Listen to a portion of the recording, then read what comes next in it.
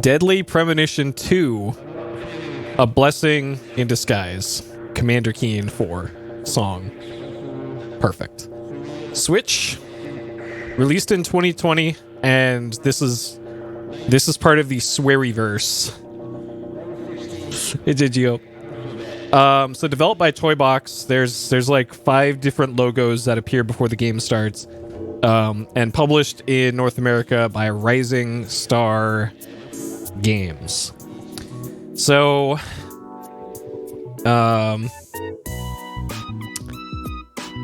this was released exclusively on the Nintendo Switch in 2020, and then like maybe months or maybe a year after it came out, or some amount of time after it came out, they're saying, oh yeah, we're gonna make a PC port of this and bring it to the other consoles, and you'll be able to experience it on consoles other than the Switch. I don't think anything has been heard about that since, because it is now 2022. And yeah, still no sign of a PC port of this. Yeah, I think this is a Unity game, so like it's not.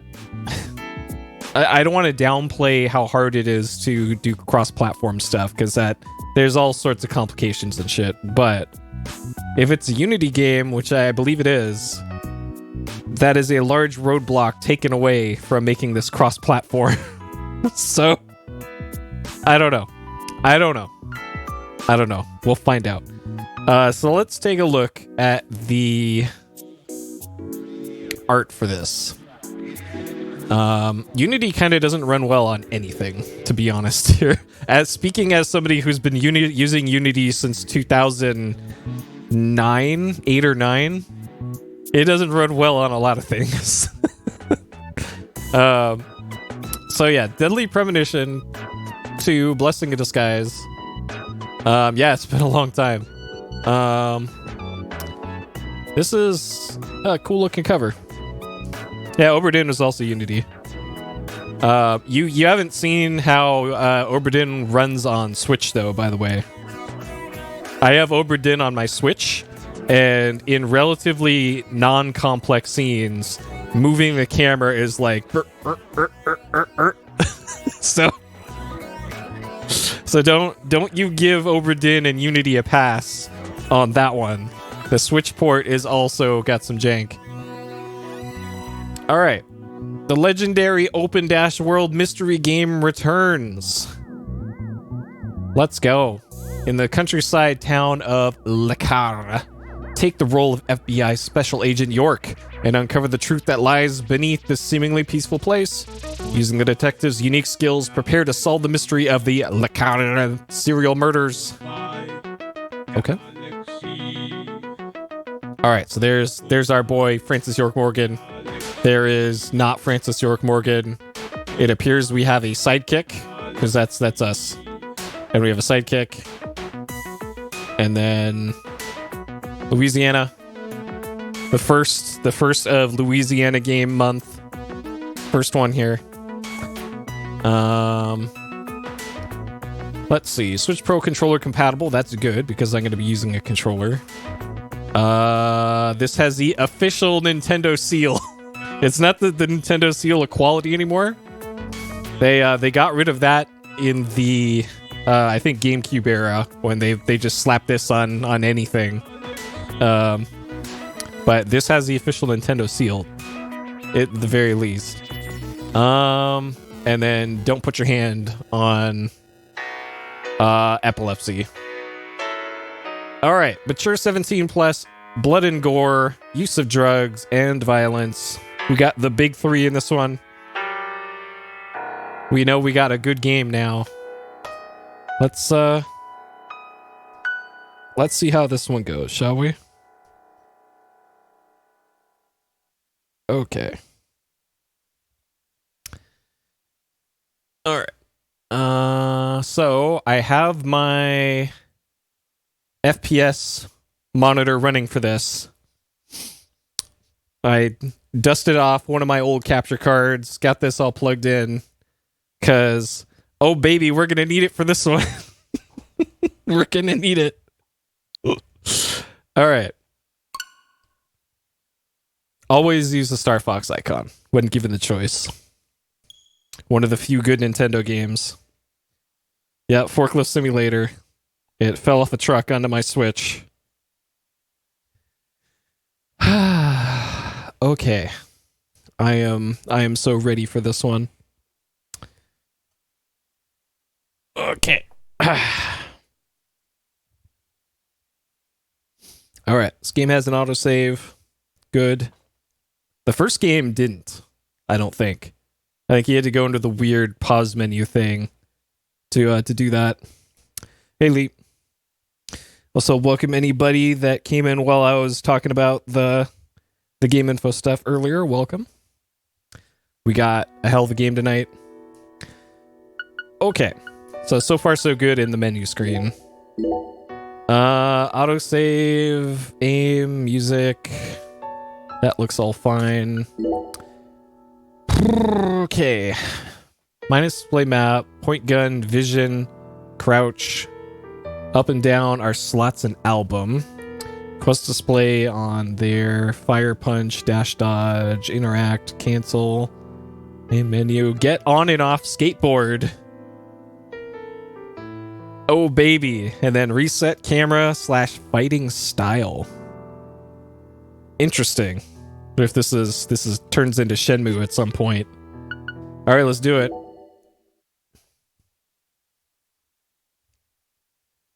Alright. So this is... Oh yeah.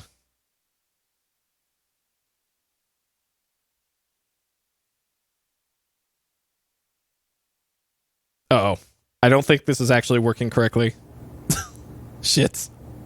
I pushed out some new code. Alright, Le Carre, small town outside New Orleans.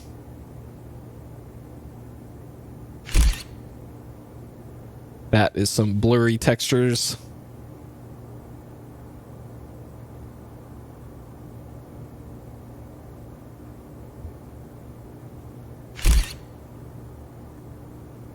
Uh-huh. Uh-huh. Are we getting a feet pick next? Oh, dang. They were leading all the way up to the feet picks and then let us down. Oh, there aren't any feet. That's okay, they're there. Okay. Huh.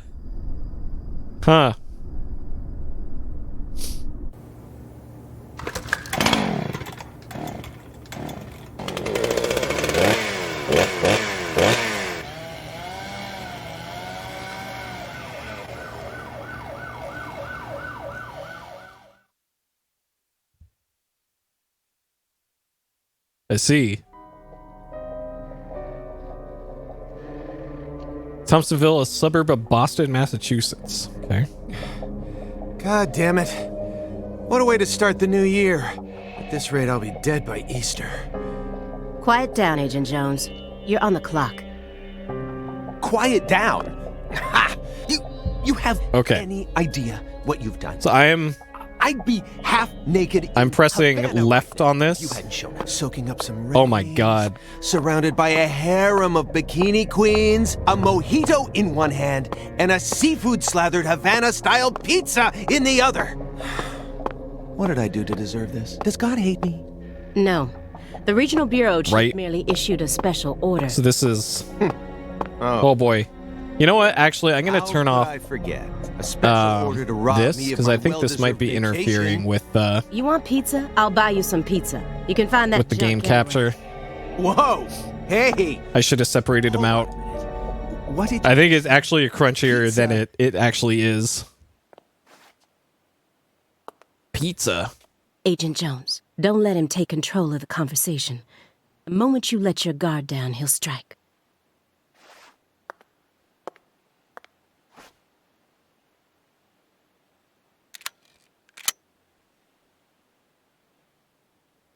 And no red, remember? No red.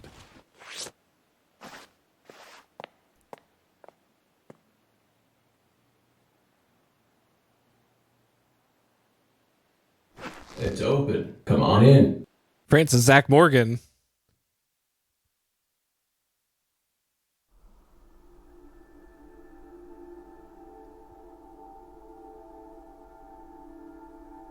That Bigfoot on the cover of that album there.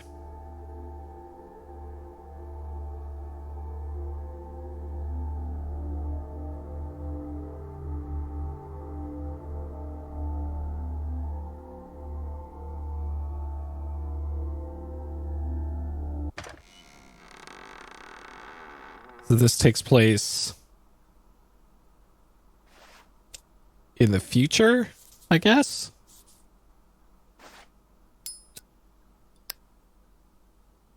And York is just blazing it all the time with his Ratman VHS in the background.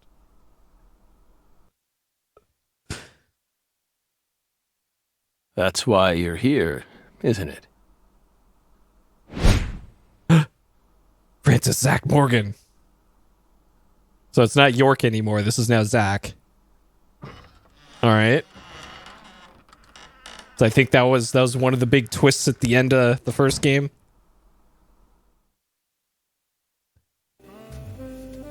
Okay. All right. Time to hold down into the left on here. Just make this a cutscene if you're going to give the player that much control over this. I really hope the rest of the game isn't going to be like that.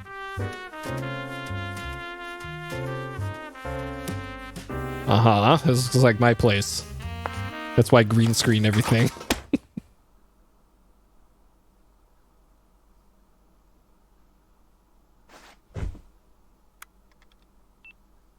Yo, Mr. Morgan, before Sony we question Handycam. you, allow me to first read you your rights. Anything you say may be used against you in a court of law. Please keep that in mind as you speak.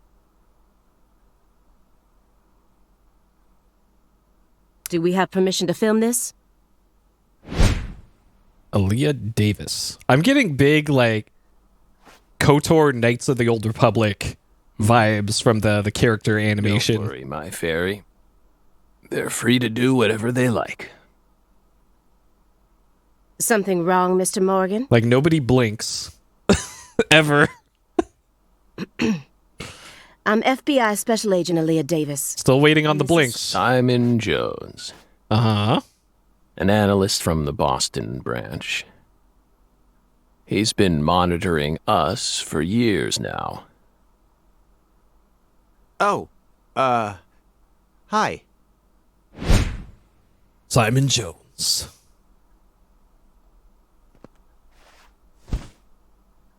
Seriously. A Southern belle and a lonesome loser who can't catch a break.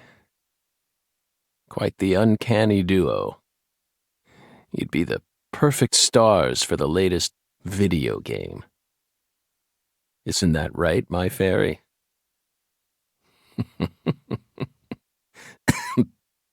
How many years has it been since someone came to chat with us? Oh, but don't there's a blink. ask me about my fairy. It only took 8 minutes. It's a private matter. It's hard to tell what he's thinking, but my eyes can't be deceived. Because I don't blink. If he's hiding something, it'll come out in his face. Okay. So we got look, inspect. All right, let's ask about the weed. So X is the look. This smell. It doesn't surprise me at this point, but it'll be problematic in court if they decide his testimony is unreliable. I won't get another chance to talk to him face to face like this. I need to get him to stop smoking that for a bit.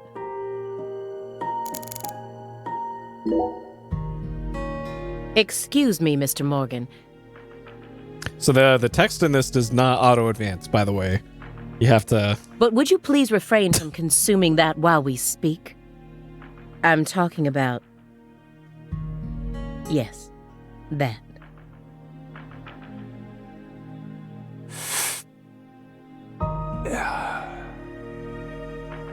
You don't need to worry about us.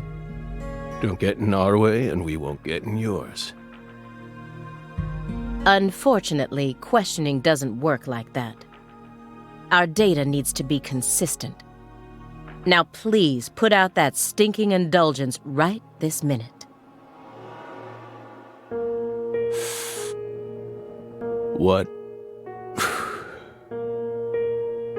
if we say no? Oh, shit. Then I'll put it out myself. Using force. Whoa, whoa, Aaliyah. This is Morgan's house.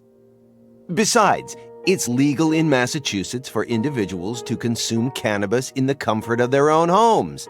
So, what's with the milk? What's those all appear to be unopened. Okay, hopefully we can inspect that. And I mean, come on. It's medicinal. Exactly.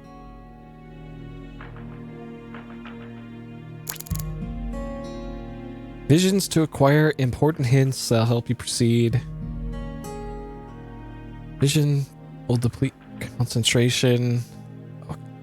Okay. Alright, can we ask... Okay, we can't pan the camera over to the milk. Alright, Bessie Awards. Letters of appreciation from the governor and the Department of Justice. Hey, Fader. They're caked in dust as if he doesn't even care about them. Okay. Hey, Belle. Why are you dressed so handsomely?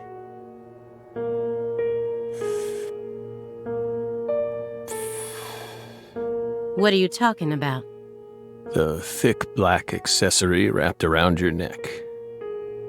That's a male necktie. The color black represents confidence and interest in the self. And your decision to wear a male tie symbolizes your declaration of war against a predominantly male society.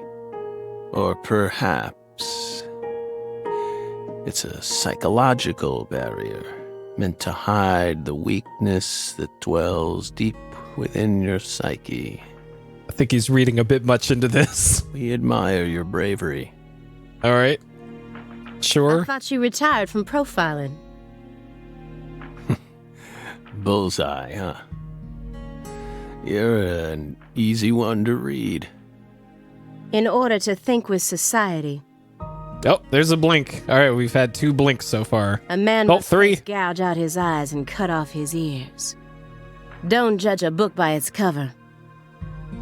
For someone who's supposed to have been one of our best, you've got an awful eye for people. Or did all that smoke and kill all your little gray cells? Okay, Aaliyah, that's enough. I love that they italicize all of the, like, euphemisms so far. She's smart, but she's also more of a shrew than she lets on. Because, yeah, not literally a shrew. We had to italicize it. Agent Jones, that's sexual harassment. Oh, God.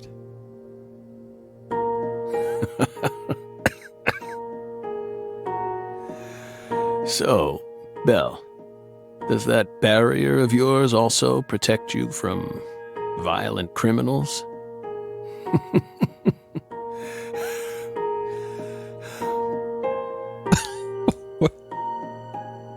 He's more dangerous than I thought. I can't read him. I'll just have to assault him head on with questions then. First, I'll try using the files on the table to shake him up.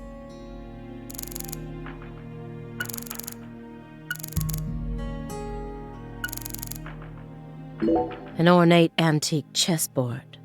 Looks like he stopped halfway through the game. But who was playing with him?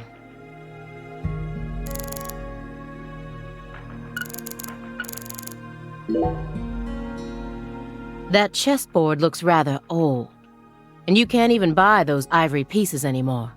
Right. They were banned by the CITES Treaty. That was made in France in the 1900s. We know it's in bad taste, but the weight of the ivory just feels so good in our hands. You play chess alone? Is that a crime? Yes. No. But it's a hard game to enjoy when you're all by yourself. He's probably just replicating famous games. Or trying to solve problems from a chess workbook. Right, Morgan?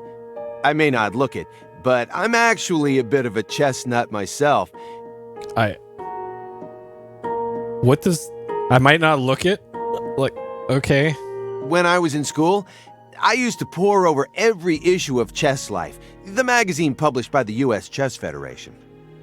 Well, unfortunately, your guess is completely wrong, Agent Jones. He isn't replicating a famous game, nor is he solving workbook problems. There isn't a single chess book to be found in this apartment. How does she know? And I didn't find any chess-related websites in his internet history. He was simply playing chess. All alone. I like the post-it note that just says hello. So, It's a very normal thing to have. what's wrong with that, Belle? I don't understand it. How could a single human being seriously play as both sides? You just publicly confessed to stealing personal data. Seems like that's a much bigger problem. Dark laughter? Oh no. Oh. Everything was done in a perfectly legal manner. We simply happened to intercept a handful of data being sent out from an unknown origin. Ooh, now she's really trying to scare us. Did you hear that, my fairy? Serious nightmare fuel.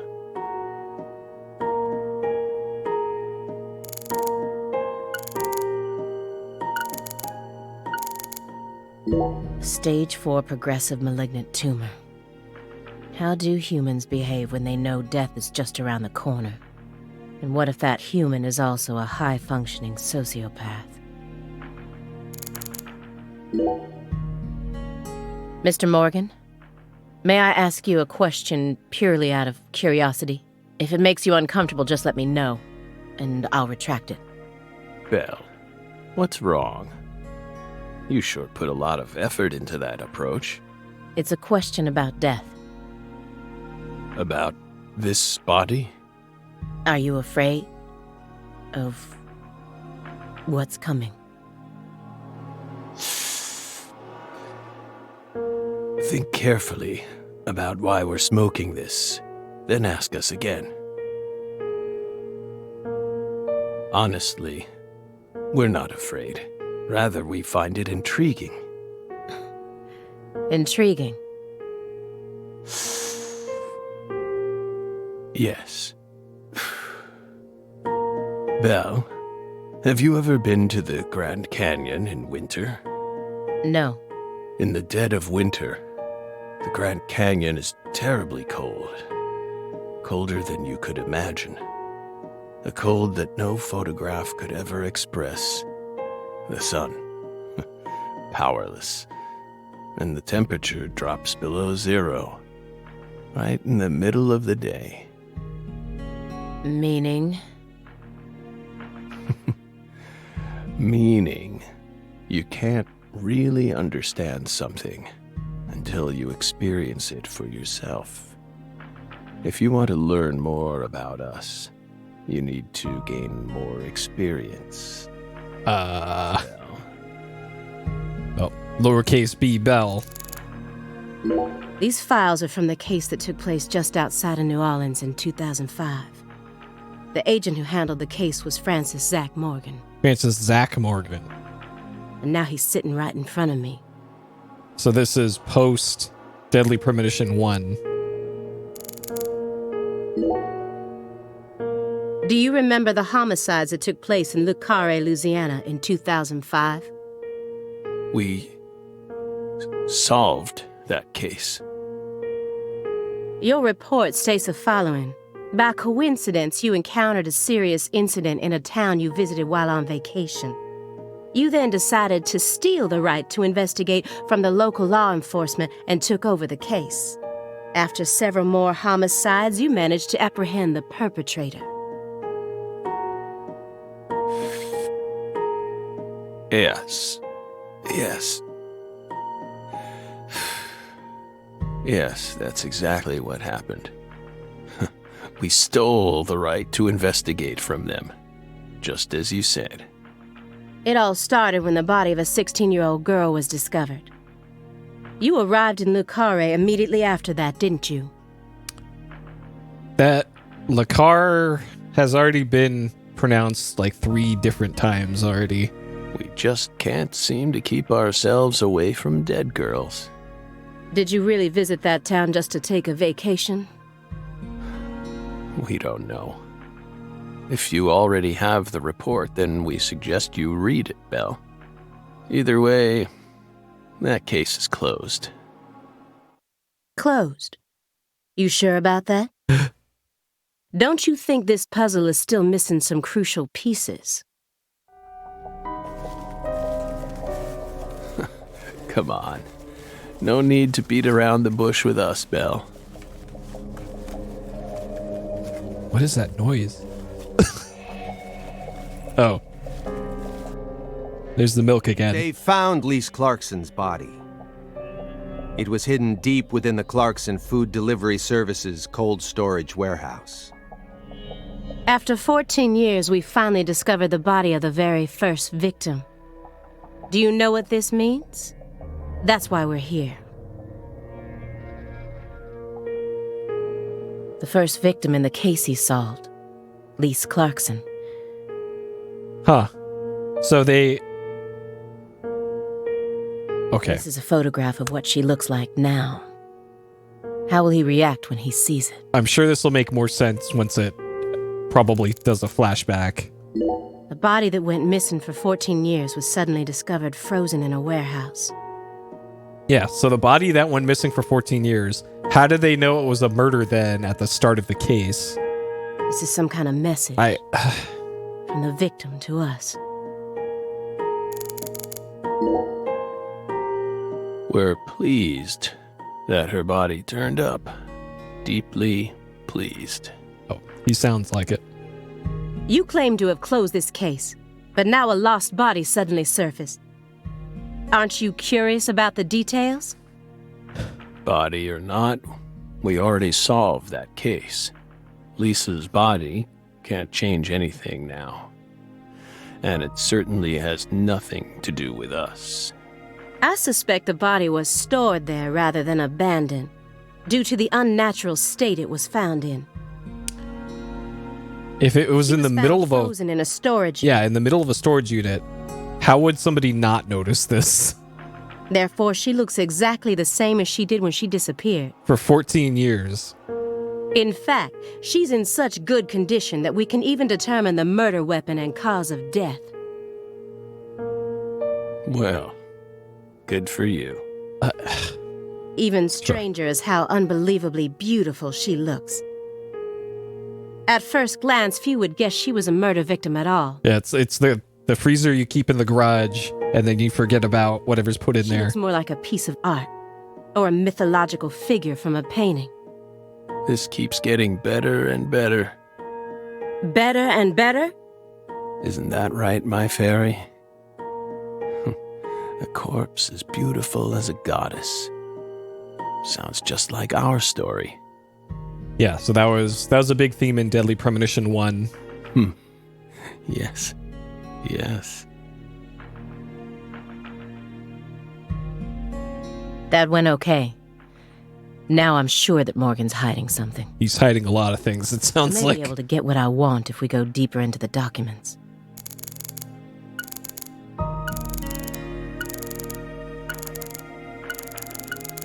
Okay. Isn't there someone else you should have talked to before coming to us? Such as... We were unable to reach Patricia Clarkson. You look surprised. I thought you already knew. She dead? After all, you visited Louisiana last week. We assumed you met with her during your time there. We haven't been to Louisiana. Not in 14 years. Is that so? We've been right here in our apartment this entire time. Hasn't left in 14 years. That man is our witness. Aren't you, Simon? He's right. He didn't even take a single step outside on Christmas Eve. Which means that I didn't get to either. Are you positive about that? I took the liberty of checking some airline records. Last Friday, the name Billy Bishop was listed on a morning flight out of Boston. This is the fake name you used to use as an agent, isn't it? A mere coincidence. Yet that's not all. That evening on the same day, a man with a large scar on his forehead allegedly purchased an '89 Cadillac from a small used car lot in Le Carré. He reportedly said he wanted something old, big, and strong. The owner of the car lot felt it was a strange order, so it stuck in his mind. Our world is filled with mysteries, and they always have the most bizarre timing.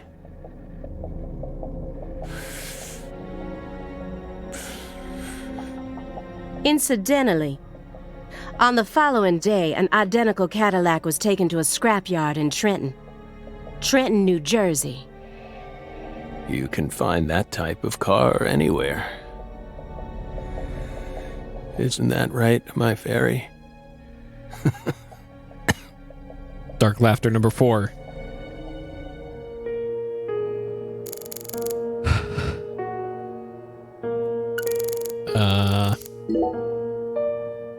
You may be wondering why we decided to unearth all these old files. Everything happens for a reason. I'm assuming that that spot in the middle of the table is where there's just a slice of pizza sitting on there for months, and he finally ate it. That's got to be what that is. The moment Lise Clarkson's body was found, we did the best we could to start our own local investigation. But there wasn't much we could actually investigate due to the damage caused by the hurricane. Then we assume you also questioned everyone who worked in the warehouse. Of course. We questioned all the Clarkson Food Delivery Services employees who staffed the warehouse and its owner. But we still have yet to obtain any key testimonies. Par for the course with a 14-year-old case, if you ask me. Not to mention how bad the timing was. Most of the employees were on vacation. So, you gave up on the investigation and came to see us instead.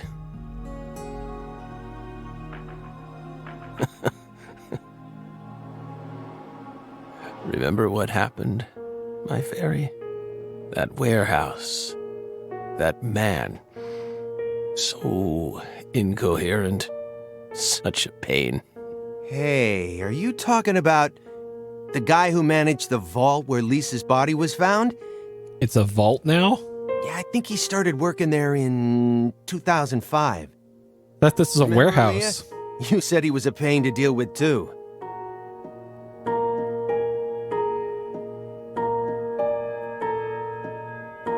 A large man, yes?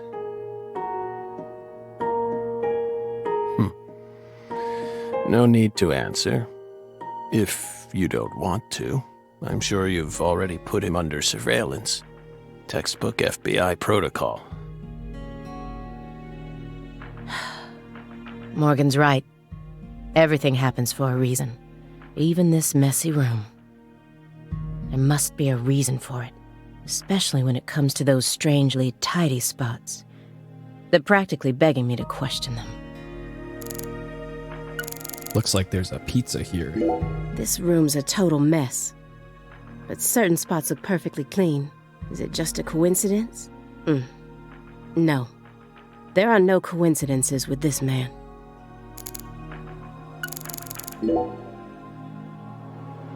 Mr. Morgan, I found several spots in this room that look strangely clean. Did you tidy up a bit because you knew we were coming? Those are sanctuaries. That's the pizza sanctuary, huh? They've existed from the start. Sanctuaries. That's right. Sacred places. Hovels for pure souls, if you will. Were there originally objects in those hovels? Something you didn't want us to see? The soul's still there. We haven't touched a thing. But we know you can't see anything. Hey, Simon, don't touch the sanctuary. Sorry. That's a sanctuary. Don't ever touch it again. You've been watching us for 4.5 years, and you couldn't even figure that much out. My bad. It's my first time actually coming inside, you know. You're earning far more than you deserve then. What were you doing all day in that black Suburban? We thought wiretapping was your specialty. Don't tell me. Crossword puzzles. What do you think, my fairy? 4.5 years. All that time, and what does he have to show for it? Crossword puzzles? No way. Chess, man, chess. Come on, I thought you knew. I'm a Sudoku guy. Oh, okay. Agent Jones. Oh, right. Perfect opportunity to He's mention completely taking control of the conversation. he's a chess guy again, but they had to go At Sudoku. this rate, we'll never get anywhere. I need to press him some more. Agent Jones, did you find the files?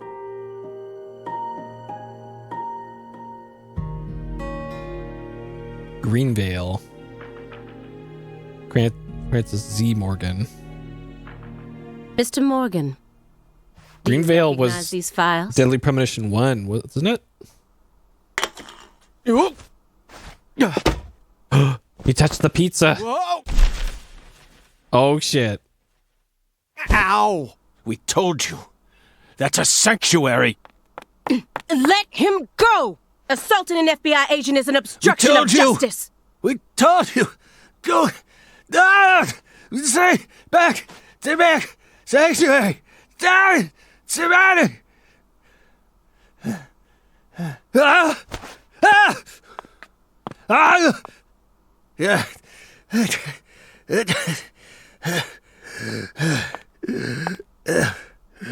Mr. Morgan?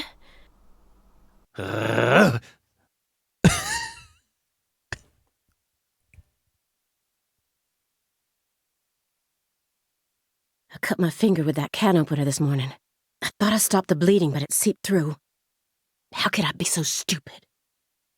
How do you cut the top of your finger with a can opener? Oh, Everything good. should be fine now. She's got an OJ glove. We're good now. I'm sorry for being so careless. I made sure to read through your file and learn about your condition. The color red. Such an unusual thing to fear. Please, accept my deepest apologies. I'm sorry too, Morgan. I don't know what I was thinking. I'll never touch one of your sanctuaries ever again. And no more red, either.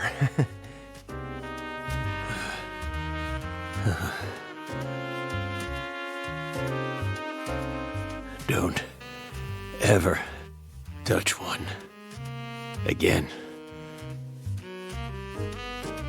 I told them not to. Why would they do that? Make them go away. Sanctuaries. Don't touch. Stay away.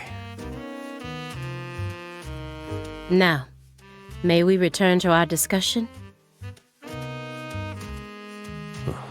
Don't worry. I won't let them touch you again. I'll keep them away from us. Probably all the food. He just smokes weed all day, every day. Strangely enough, this man has a fear of the color red. And I believe that fear is connected to the Greenville case. The files on the serial killings that shocked Washington State in 2010. Okay, so this is the first game. Officially titled the Greenville case. I never thought I'd take out files from a case I first heard about on the news. Yeah, the furniture is fairly close to red. Mr. Morgan, I'd like to ask you some questions about this case now. He just drinks a lot of milk and smokes a lot of weed. We don't That's all he needs. want to remember that town. I'm sorry, but there's no way around this. I remember hearing about this case on the news when I was still a student. A high school girl named Anna Graham was murdered and the FBI stepped in to take over the case. I also remember it becoming a sprawled investigation due to evidence found in the victim's throat. Is that correct? After that case, you went on sick leave for 2 years. And when you returned, you requested to be switched over to desk work. What happened? That's a private matter. None of your business, Bill. Were you traumatized? It's a common problem with prolific agents such as yourself. But there's another possibility that may make more sense. Perhaps you simply finished making preparations.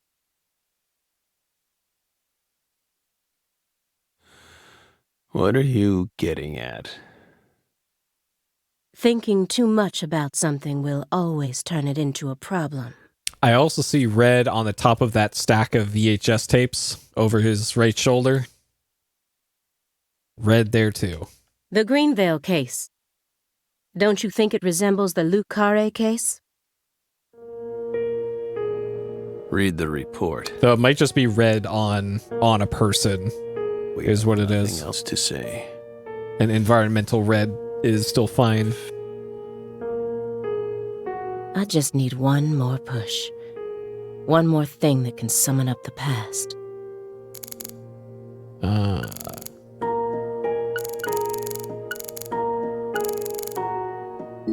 A picture of a leaf. This isn't just a picture of any leaf. It's the most important leaf. The belief in truth begins with the doubt of all truths in which one has previously believed. It's time to get down to business. Mr. Morgan, please look at this. What did we just say? We don't want to remember Greenvale. This isn't a photo from Greenvale. Look closely at it. Former Special Agent Francis Zach Morgan.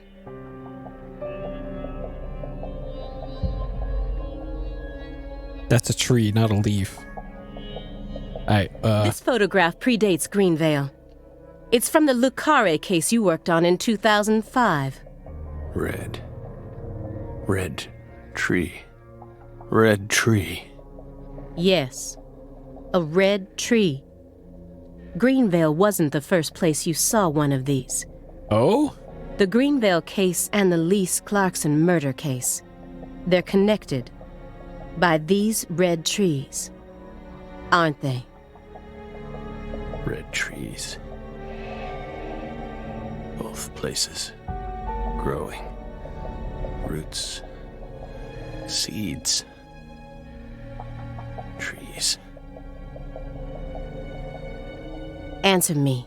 What are these trees? Red trees. Figured it out. Yes. Smarter than we thought. I want the truth. Tell me everything you know. That's number 5 or number 6? The red trees. You really did your homework. Well done, Belle. You're good. Damn good. Are you ready to talk now? I want to know what went down in Le Carré in 2005. Fine. In Mizurna Falls. We'll tell. Oh. Yes. We'll tell you what happened in that town. It was that red tree. That red tree ruined my life. It was a sultry summer day. The sun comes down hard on you in the south, like a torrential downpour of demonic whispers.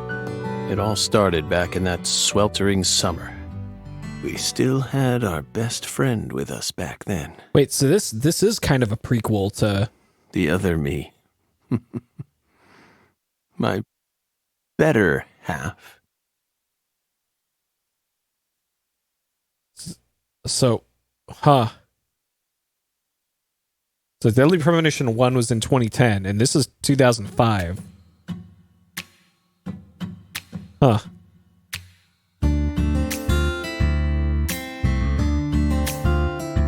Never a choice.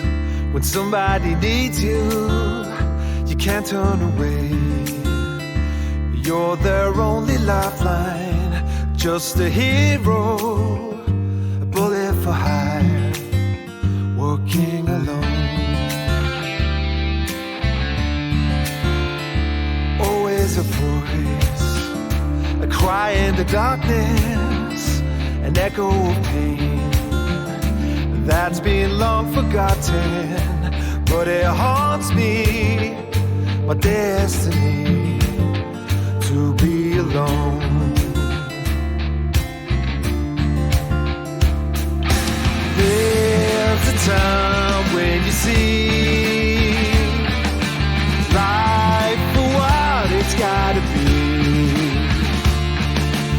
You should know they'll destroy you. Call to me to keep searching. That's the main character of 1. This guy.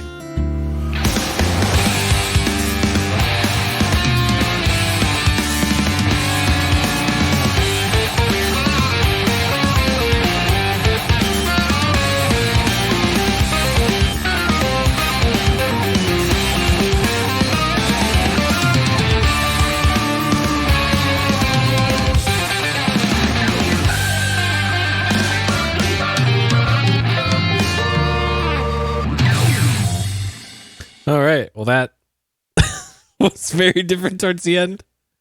Okay.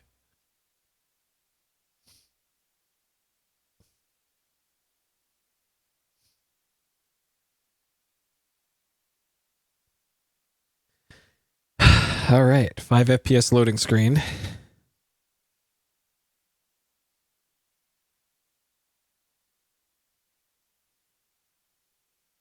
Zach.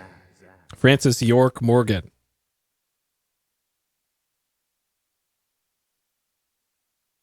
Zach.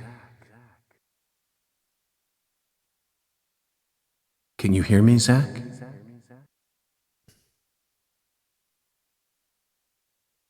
Can I select anything besides answer? No. There you are, Zach. Yep. Sleeping again?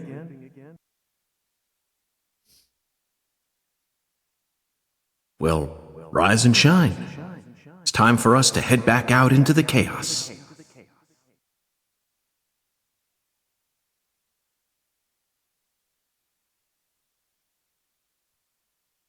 Okay. Kind of a... Isn't that right, Zach? Kind of a slow start to this one. We're 44 minutes in. I haven't done much. All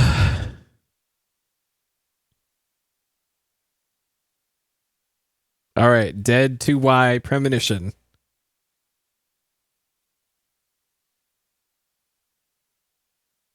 A blessing in disguise. Where'd the 2 go?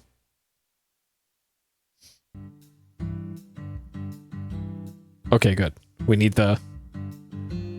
the subtitles that this is 2005 summer. Car, Louisiana. Yeah. Man, these are some jaggies, some PS2 level jaggies here. No anti-aliasing up in this. Zach, it looks like she wants us to join her for breakfast. Perhaps this town's finally starting to warm up to us.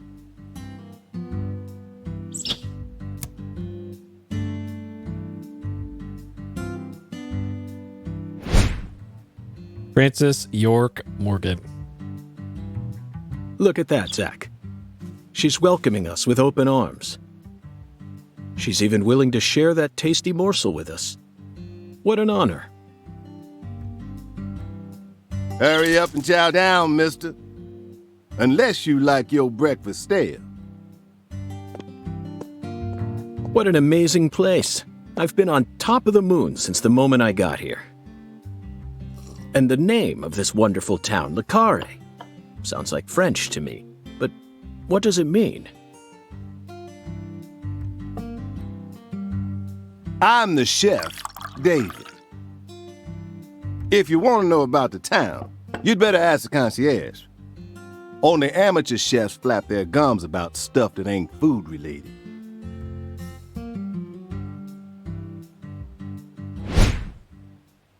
All right.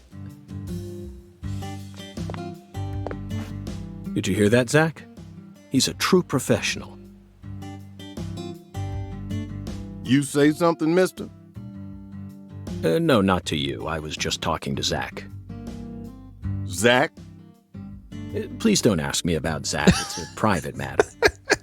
If you say so, God. still. Never thought the FBI would ever come out to a little old town like ours. I do work for the FBI, but I didn't come here for an investigation. I just happened to stop by on my way to New Orleans. How does he know we're FBI? Did we mention Never that? thought there'd be a murder out here either. And it was a 16-year-old kid. Now I tell you, this country's seen better days. What you reckon, mister? Zach, he's definitely a professional, but it seems like he's also a bit lonesome. That's good. Ambivalence exists everywhere.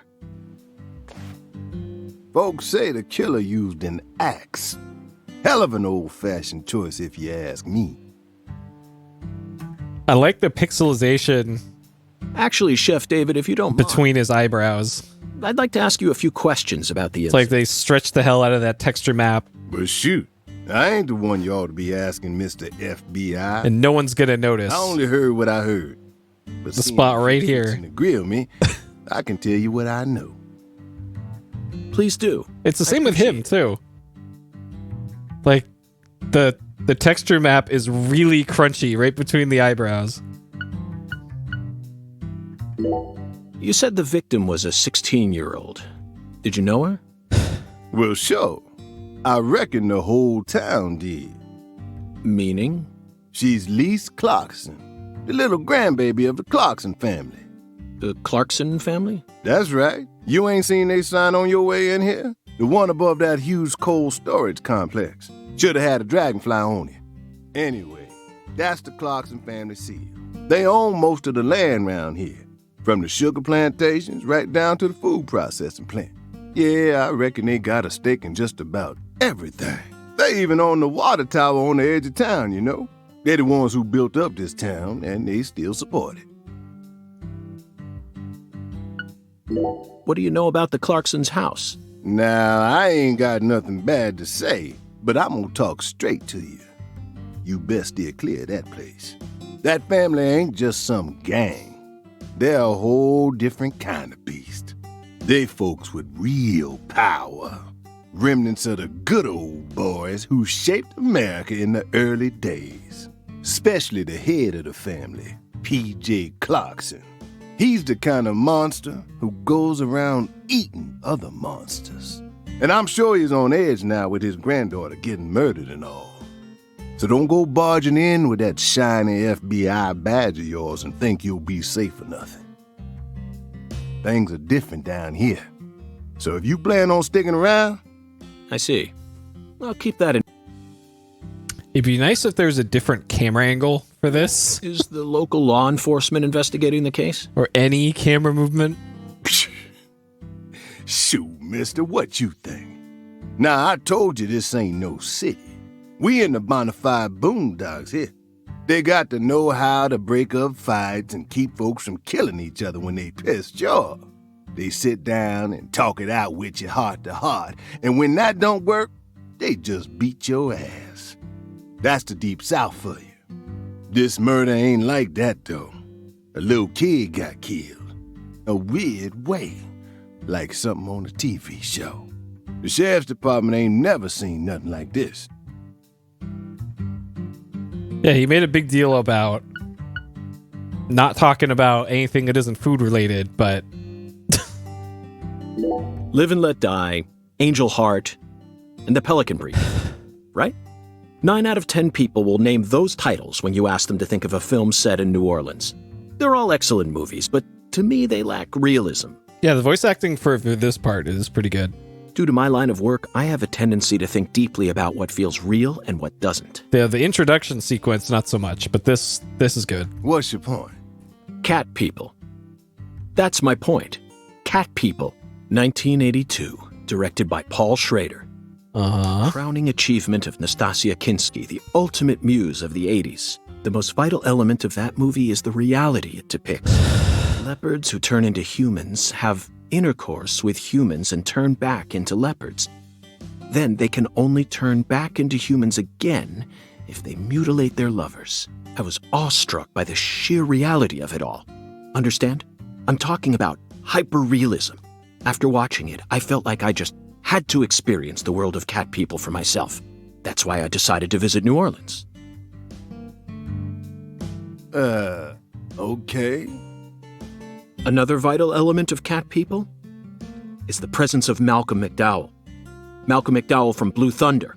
Oh, talk about a masterpiece. All right, I'm with him on this one. Listen carefully, David. Malcolm McDowell's awesome. Only an amateur would call A Clockwork Orange his best movie.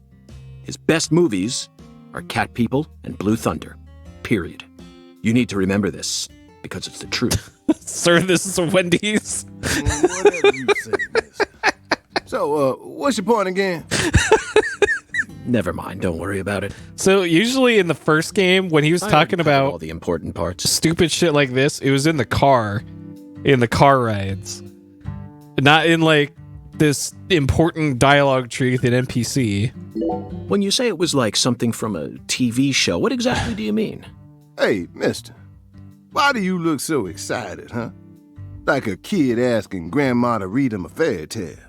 I just can't seem to keep myself away from young women who died in bizarre ways. Well, I ain't seen it with my own eyes, but folks say they found the body hanging under a bridge on the bayou. And under that bridge, there was some kind of altar. An altar? Like something they use in black magic. Something horrible. Voodoo? Nah, wasn't nothing like that. Just a weird altar. How would you know the difference? That's all? Oh, and the body was all cut up in pieces, scattered around the altar like. So she was sacrificed. That's what the fella who discovered her said, yeah. Bingo, Zach. This case has got our names all over it. How can I get around town? Well, I got this skateboard here. By the way, Mr. FBI, I ain't seen a car in the parking lot. How'd you get all the way out here, huh? Don't tell me you walked. Well, that's a very good question. This is where he whips out the skateboard. It's gotta be. Chef David, you've got a sharp eye. It's true that I didn't park my car in your parking lot. Do you know why? Can't say I do. Because it was stolen. Huh? But you with the FBI, right? Even FBI cars can be stolen. It could happen after you park your car on the side of the road and go off to do some legwork. When you're eating lunch, when you're watching a movie, when you're asleep at night, when you're buying cigarettes at the local supermarket. Your car can be stolen anywhere. That's precisely what it means to be an FBI agent. In my case, my car was stolen while I was on my way down here. But no need to worry. I already reported it to the local authorities. And I've also already acquired another mode of transportation. Another mode? Want to hear the details? Not really, but I'll listen if you want me to. Dang. Then please do. After I finished my work in Houston, I flew to New Orleans. Then, I rented a car at the airport. Whenever I visit the West Coast, I always rent a convertible, especially in California. But now I'm in hot and sticky Louisiana, so I decided on a brand new hybrid car with a fully equipped air conditioning system.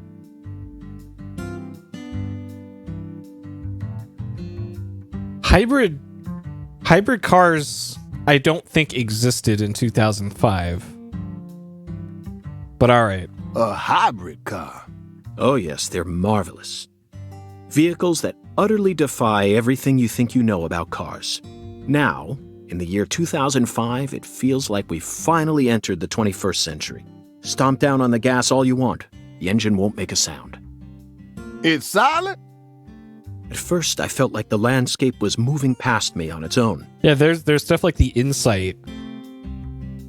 But it was pretty much the Prius was the start, right? And I think I was like... Give it a few more years, and I'm sure we'll start seeing cars that run purely on electricity. Who knows? In a decade or so, electric sports cars may end up lining the parking lots of Silicon Valley. I can see it now. It's the world of The Last Starfighter, 1984, directed by Nick Castle. It's famous for being the first film to utilize realistic CG, but I couldn't care less about that. See, I was mesmerized by the beautifully refined mech designs. It even made me wish that I could be one of them myself, especially the Gunstar spacecraft. No other sci-fi movie has ever had. So, where'd your hybrid car get stolen? Anyways, I have a skateboard now. Sorry, I got off topic. I noticed it was missing after I finished my lunch and walked out of the diner. Incidentally, this diner was located at the entrance to a small town just south off the I-10. I went out to get back in it, but my hybrid car was nowhere to be found. I remembered exactly where I parked it, right between a blue pickup truck and a hedgerow. But when I came back from lunch, it had completely vanished. In short, someone stole it. And in its place, they left me this. What? Yes. Yes. A skateboard. A skateboard? Yes. While I was sliding my lunch into my stomach, someone was busy replacing my brand new hybrid car with a wooden board attached to 4 wheels. Remarkable, don't you think? So then how did you get here? Hey, Tiffany. By riding the skateboard, obviously. Why do you look so surprised? No, I couldn't ride the board very well at first. But by the time I hit the 3-mile mark, I'd more or less gotten the hang of it. By the 10-mile mark, I'd even learned to do a few tricks. It was a journey of self-discovery. Not even I knew I had this latent talent sleeping inside me. This summer's gonna be another hot one. It's supposed to get over 95 today. Finally, he changes the subject. Watch out you don't go getting heat stroke. The Lise Clarkson case needs us. Don't you think so, Zach? The cat people are what guided us to New Orleans. We should be thanking Malcolm McDowell. Once we get home, let's watch Blue Thunder again. I'm already looking forward to it. Aren't you, Zach? Zach. The searing light. These scents. It's the deep south. That was a fabulous breakfast. You're the world's greatest chef. He didn't eat any of it. Wait, mister. You didn't take a single bite. Well, the tea was to die for. But I'd prefer coffee next time. What would a morning be without coffee?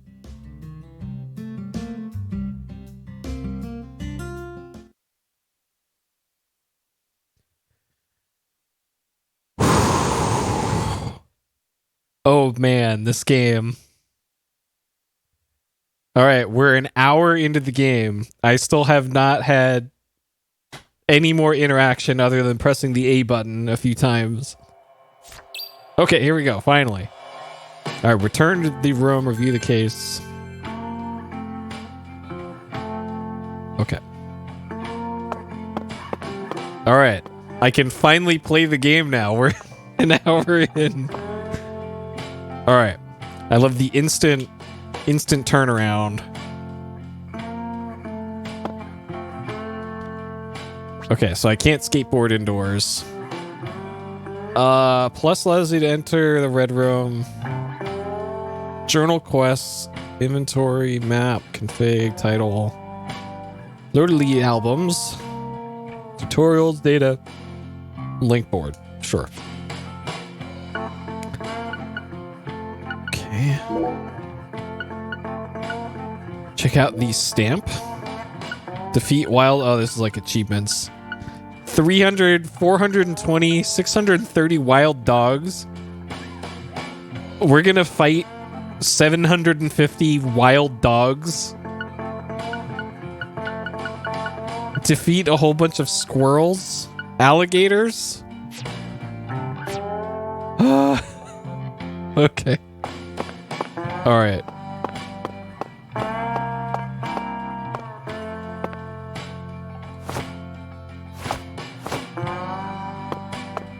Oh, man. Look at this pizza. All right, lady. Now we got a proper breakfast here.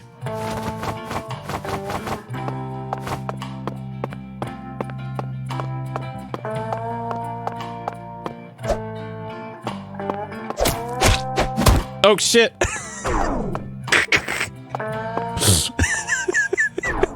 Oh, no.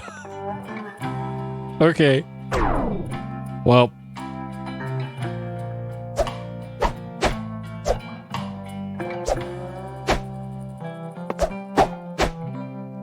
All right, hopefully I didn't need that money. All right, it'll be fine. She's standing in the way of my pizza. Yeah, that could have been one Sega Saturn game.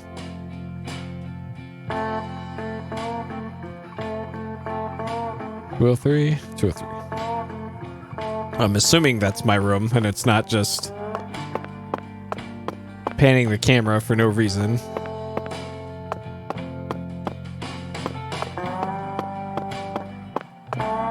No, that was like $300.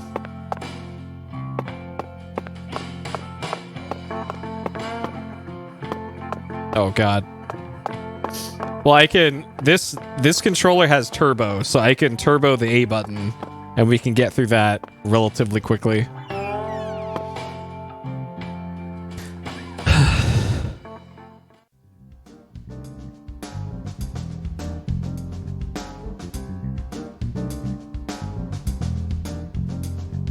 Sang Rouge. We've been chasing it all over America. But I feel like we're finally on the verge of finding something now. Don't you, Zach? This is the same song that was in the first game. I think it's about time we ordered a new briefcase. This is a song that played when you were in the car and like out and about town. There's a lot of memories, but it's seen too much. This hole's from the shootout in Tucson. And this stain's from Miami. Miami. Now that was a fascinating case. Billy, our perp, cut his own torso right in two, even with the help of the drugs. A feat like that still requires incredible mental fortitude. I was so impressed that I forgot I'd left my briefcase on the floor. Same floor his blood gushed out onto. Okay, no shadows in the reflection in the mirror. I know, Zach, I know. Now isn't the time for a trip down memory lane.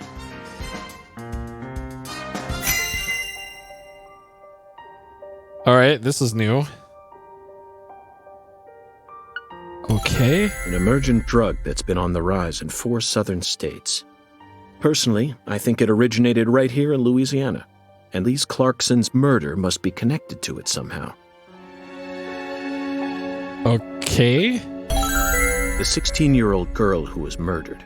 Her body was found beneath a bridge over the bayou. along with a strange altar. The powerful man who essentially controls the town of Lucare. This track isn't familiar to me, so maybe? And he seems to be more fearsome than your average gangster. I doubt he'll be willing to cooperate with any law enforcement, Zach. Okay. Alright, quest complete. You know, I keep thinking about that movie we stopped to see on our way here, Zach. The Island, 2005, directed by Michael Bay. For a movie being shown at a cinema complex, it was surprisingly artistic. An experimental setting mixed with hard-hitting drama. It was art house sci-fi. That director's going to change the history of art house films. Are you following me here? No. This is another special film that's setting a new standard, just like Star Wars and Blade Runner did. The Island? This is a turning point, Zach. You may be witnessing the birth of a vital new word that will soon become a part of film history. Yes, this single movie may be responsible for creating a whole new genre several years down the line. A genre known as island movies. I sure like the sound of that. Don't you, Zach?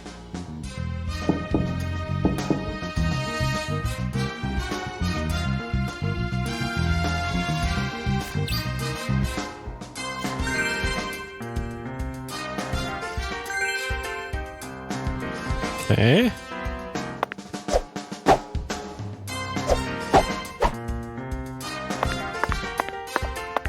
So we have a shadow, but not in the reflection. Switch can't handle that.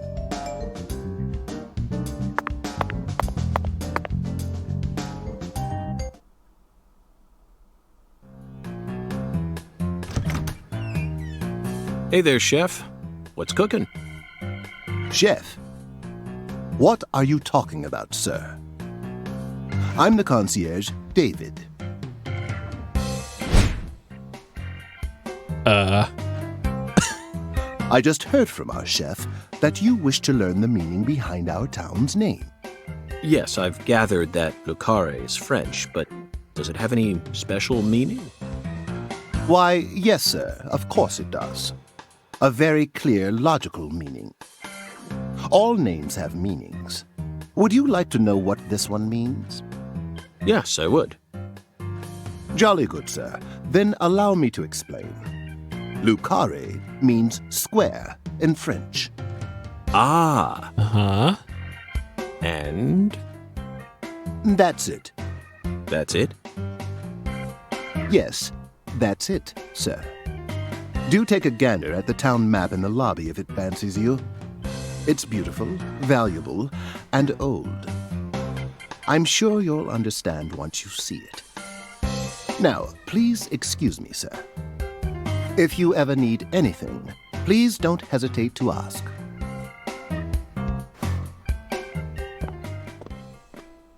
So that's not a reused character model. That's the same guy. He just put on the jacket and bow tie. Clearly David. Yeah. Not a twin. Not a split personality. Just the work of a true professional. It's bizarre, but I can understand it. Remember what they say. The job makes the man.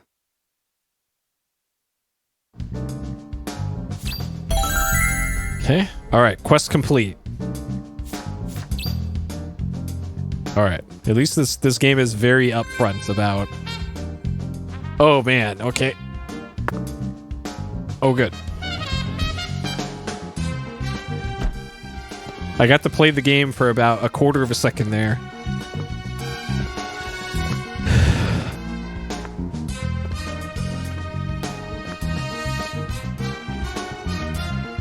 Do you feel that, Zach? Dozens of paintings no one will ever see. The faint scent of tobacco baked into these walls for over a century.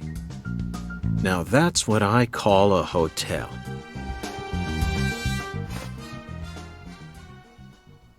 Zach, can you see him? His fashion sense is beyond me, but he appears to be a gentleman. Perhaps we should talk to him.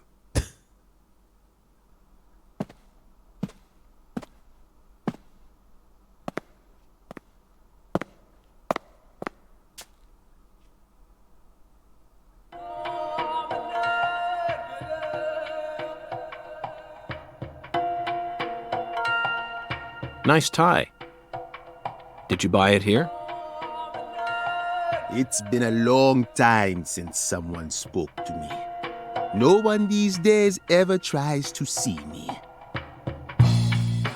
They can see what's far in the distance, but are blind to what's in front of them. No. Maybe they're only pretending not to see. That's what civilized society does to people. Exactly. Ever since mankind got their hands on civilization, they zoomed away at a frightening speed. Zoomed away from what?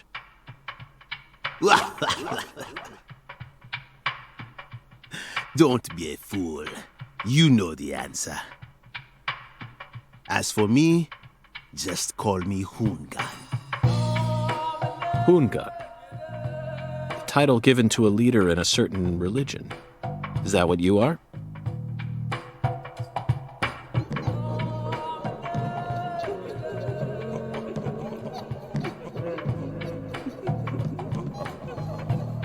Do you comprehend the Oracle? The Oracle? Put on your religion hat, Zach. Here we go. Felton maidens, in the shrine of hunger, find the flying serpent in the ambiguous zero. Dance with the flying serpent, and you will glimpse the other world. 10 maidens and an ambiguous zero. Got it. But what do you mean by otherworld? Follow the Oracle. All right. That's our quest, I guess. Zach, did you hear all that? Looks like we've already taken our first step into chaos. But such is our duty. We need to accept the chaos, let it inside, then carefully dismantle it piece by piece. And after we've put all the pieces back into their rightful places, the truth will reveal itself. Let's capture the truth and present it with a shiny pair of silver bracelets, Zach.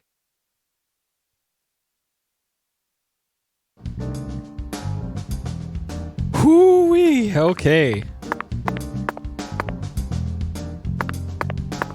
All right. Use phones to save your progress inside certain places around town. Saving often will help. Sure. Okay, so I thought the game auto-saved. The beginning of the game made a big deal about auto-saves, but sure.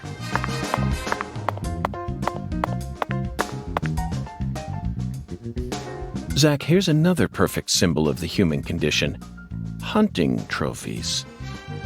And it's a buffalo hunting trophy. Now that's a surprise. I've seen several trophies made out of human skin, but never a buffalo's. Looking at him brings out this strange feeling from within me. Yes, the very same feeling I got when watching a certain film from 1984, directed by Peter Hyams, 2010. The last scene in that film filled me with such a sublime, majestic feeling. It was filled with everything that was missing from the finale of 2001: A Space Odyssey. Just talking about it makes me want to watch it again. Let's watch it once we get home. Promise, Zach.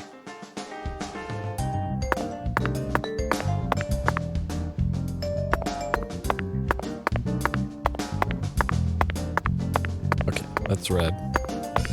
Got a painting of Kendrick Perkins up here. So wasn't this a Kickstarter game? I'm kind of surprised there aren't like Kickstarter backers in the portraits.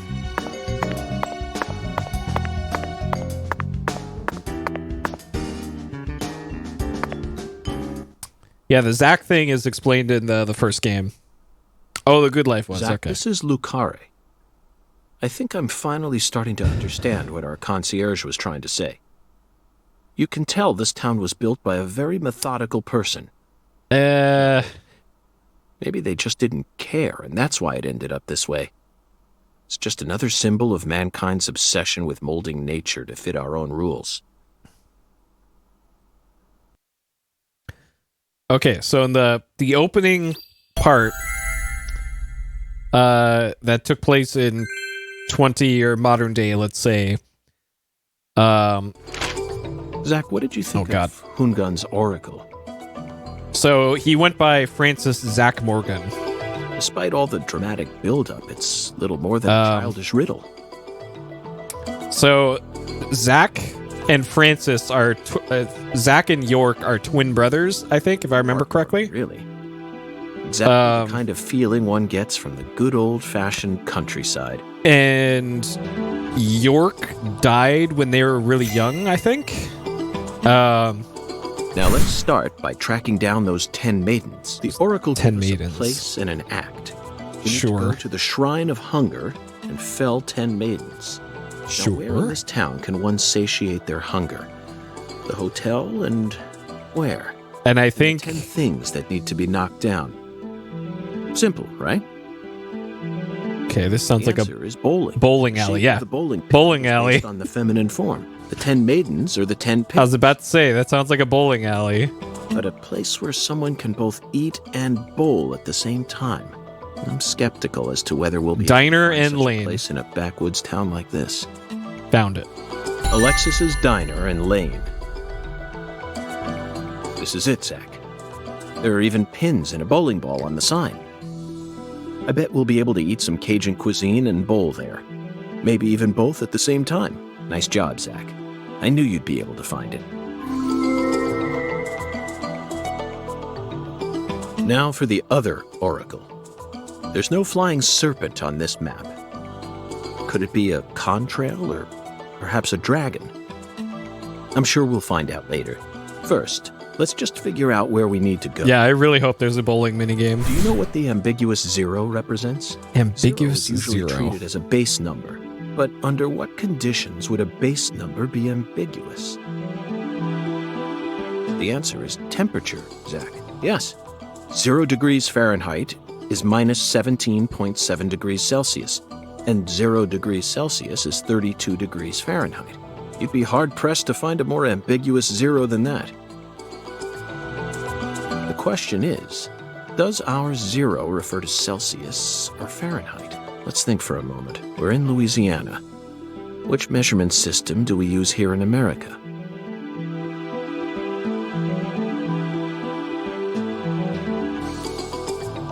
Fahrenheit.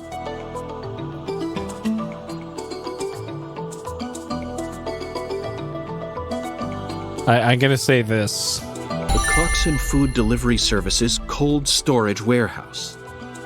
That's got to be it. Even with this blazing sun in the sky, they can easily keep the temperature below freezing. All right. Be honest now, Zach. You knew the answer from the very start, didn't you? Uh-huh. Oh, cool. We got $15 for that. We'll be back to 600 in no time. What a mysterious character. His oracles may end up determining how much time we spend in this town.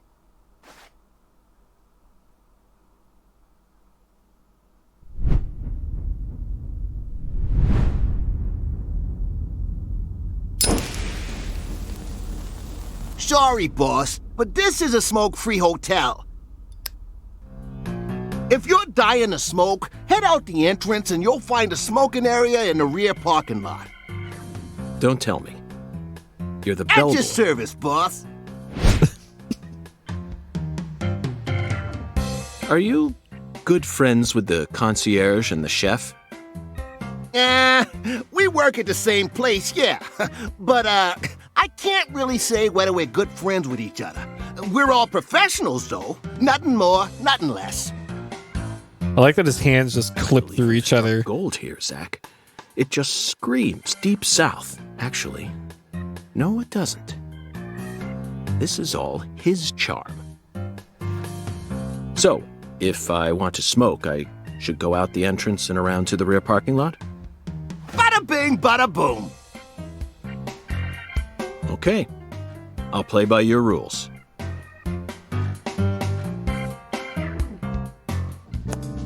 Okay. So smoking in the first game advanced time. I don't know if that also applies to this, but that was the thing in the first game. Alright, let's see how great the frame rate is outside.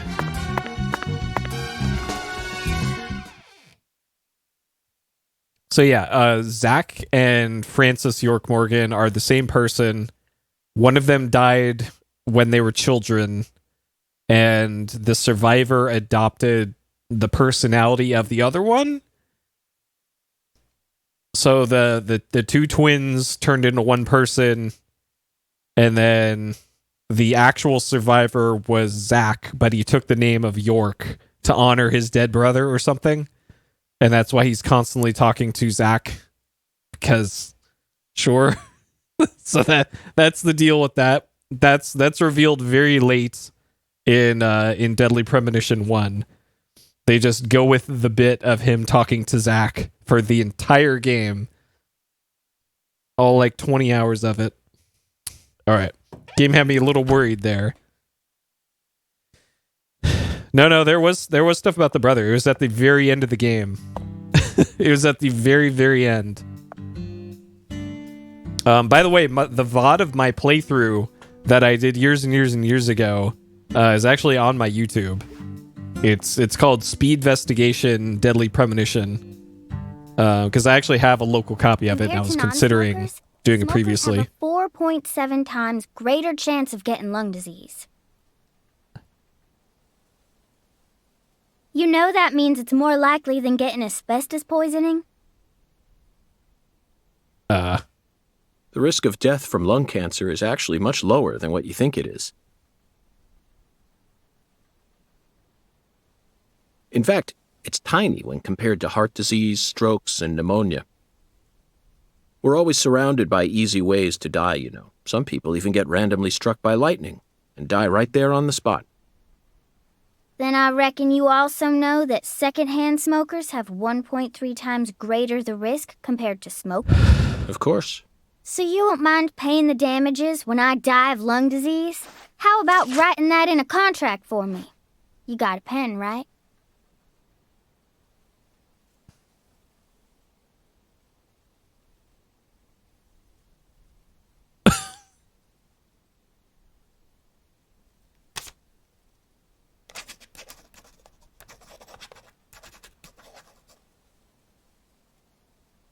I promise to protect you from all the evil in our world. Well, that's stupid. By the way, what's your name? FBI Special Agent Francis York Morgan. Please, just call me York. That's what everyone calls me. Is something wrong with you? Adults ain't supposed to act like that. I only asked for your name so I can write it on the contract. You should have been able to figure that out if you're a real FBI agent like you said. Come on, sign here. Right here on the paper. Just as I thought, Zach. This contract paper, it's a Sang Rouge wrapper. Sang Rouge is here, too. This must mean that Sang Rouge is connected to the Lise Clarkson murder case somehow. This is a sprawling case that spread across the entire South. It's within our jurisdiction, Zach. We'll need to steal the right to investigate from the local authorities at once. By the way, miss, what's your name? Patricia Woods. But I gotta write my name myself, or else it won't be a real signature. What? Tell me, Patricia, does this town have a sheriff, or is it under the jurisdiction of the nearest city police? Perfect timing. Well, go on and steal it if you want it. I was just thinking about how this is way out of my daddy's league. Thank you for the information, Patricia. Okay, Zach, it's time to get to work. How should we seize control from the sheriff this time?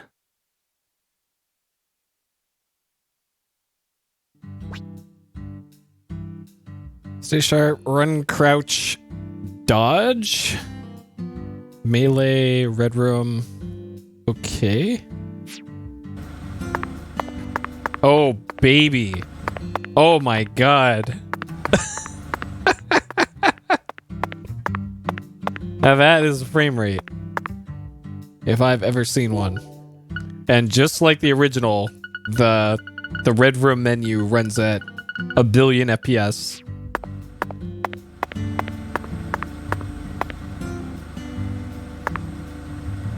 All right, this is like combination police van and food truck. It looks like general store / sheriff's department.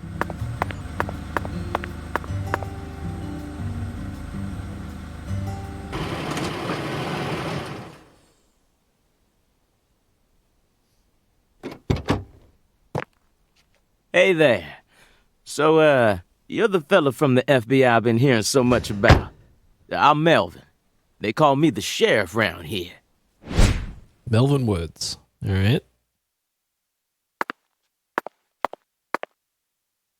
FBI Special Agent Francis York Morgan. But call me York if you can. That's what everyone calls me. Huh? Well, all right. Mr. York. How's that sound? Fine by me. I'm sure you figured this out, but our town's a small one. Yeah, folks are already busy spreading gossip about how some FBI agents come to town. Now, I reckon you came from the city. What was it? D.C., L.A., or New York? Anywho, in the city, it's normal not to know who your neighbor is. Fella who moves in next to you could cook up a dozen folks in his backyard and no one would bat an eye. That's the city for you. Now, I never lived in one myself, but I visited them a few times, so I know what it's like. All pigs must die in the city of wolves. Yeah! Now, does that sound badass or what? I bet you'd... Hey!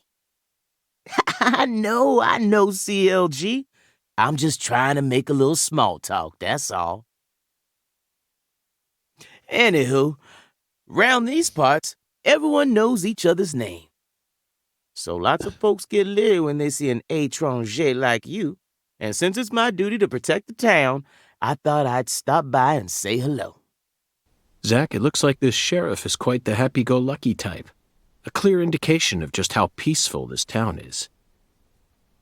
Melvin, about the Lise Clarkson case. I knew you were here for that case.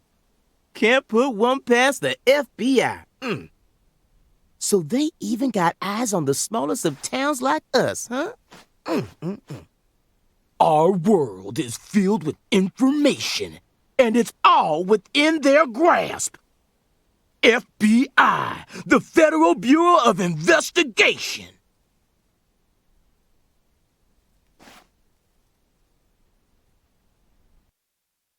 The Lise Clarkson case is connected to a top-secret case that we've... I know.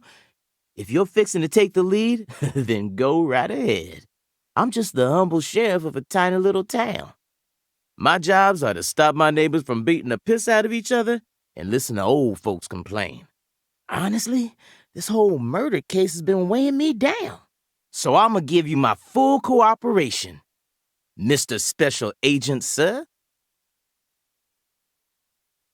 Well, Zach, that was anticlimactic. I didn't even get to use my secret weapon.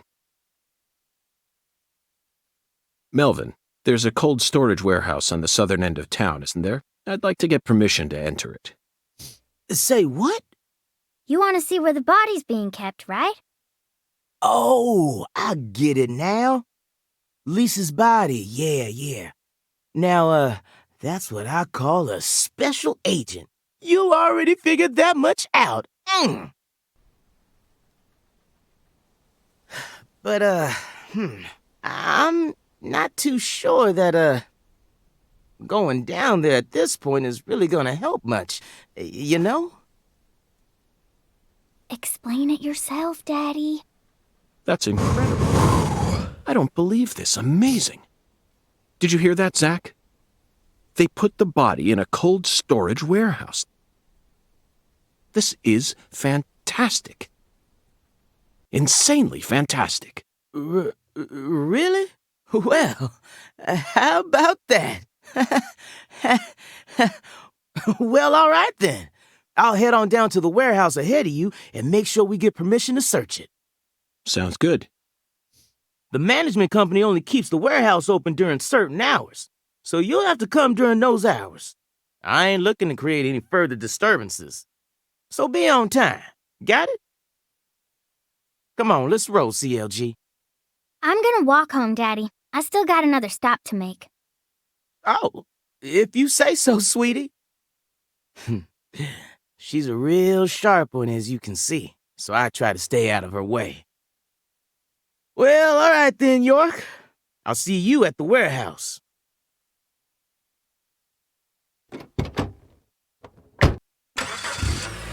All right, is it skateboard and bowling time?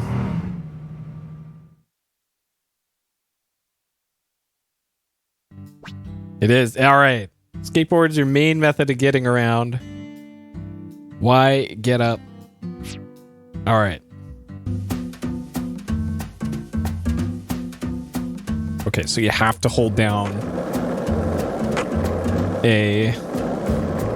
Oh man. And then. So if I hit this, does this take away health? Nope, you just.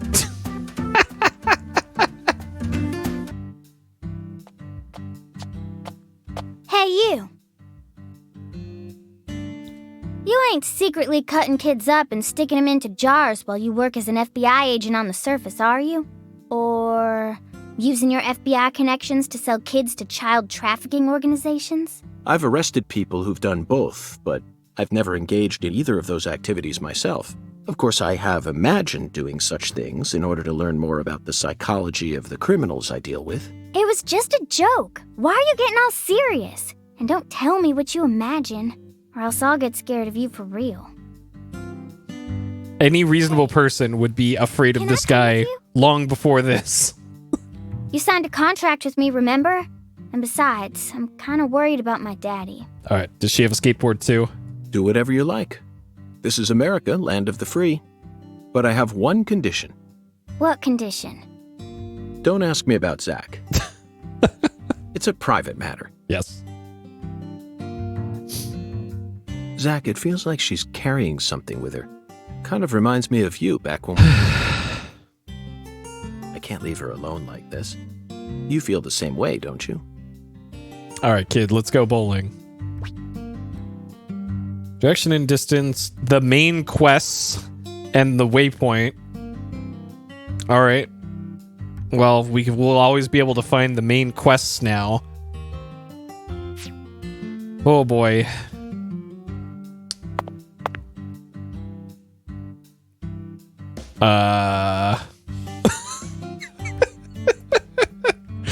Okay, can we...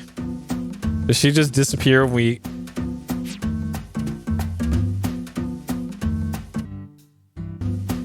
Spooky ghost kid. Alright.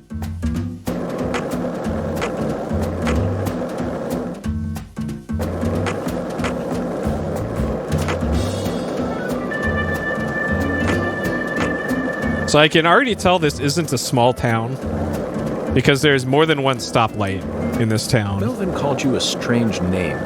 CLG, I think. What exactly does that mean? Clever little girl. That's what it stands for, at least. It's nice that he made up his own nickname for me and all, but it sounds kind of weird. I wish he'd call me something normal, like just Patricia or Patty, you know? Patty? Now that name's got a ring to it. I like it. How about Zach and I call you Patty from here on out? Do whatever you like. Weirdo. You're heading to the warehouse, right? You gonna go straight there? Well, I'm not sure yet. I'll have to talk to Zach. We're also on a mission to fell 10 maidens, you see. I'm eager to visit Alexis's diner in Lane. Okay, we're going to the diner first, hopefully.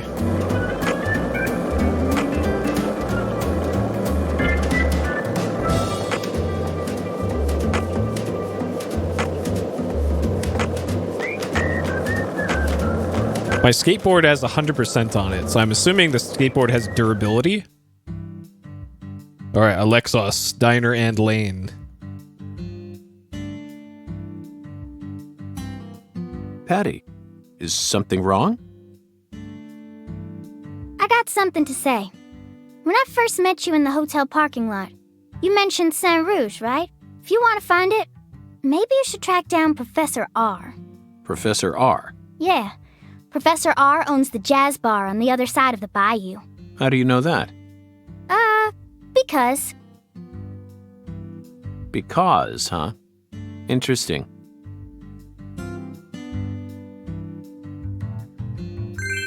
Right.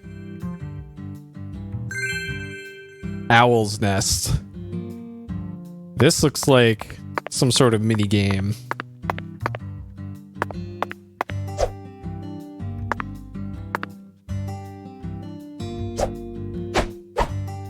Okay, we cannot. She's invulnerable. All right, had to make sure.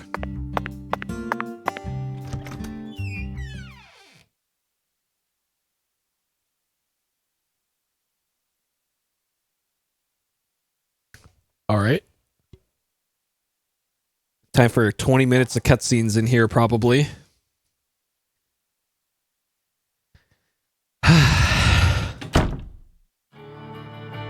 Oh. Not immediately, and the frame rate's much better in here, thankfully.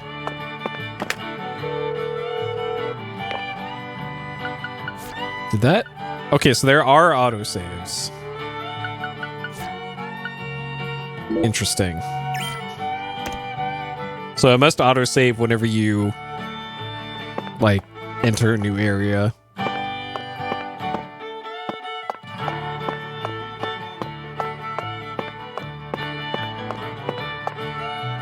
Uh-huh.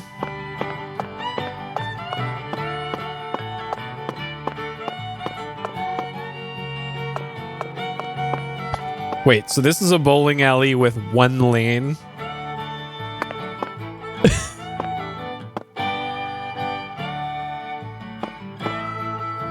Alright, lady. Out of the way. Time for bowling.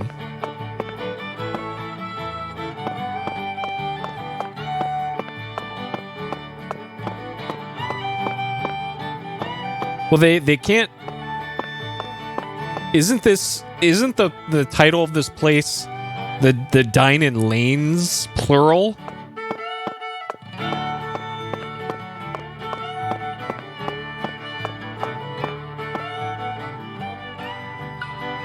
Is there... Check out the map. View the map, set waypoints, move the cursor, press A. Okay. Wyvern balloon. So that must be what that was.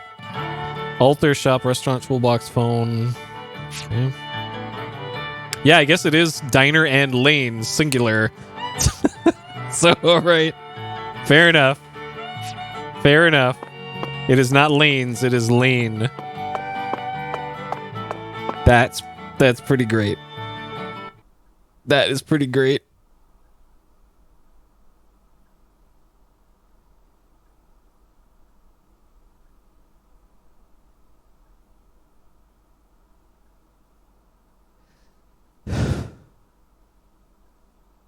The leopard print ball. Classy.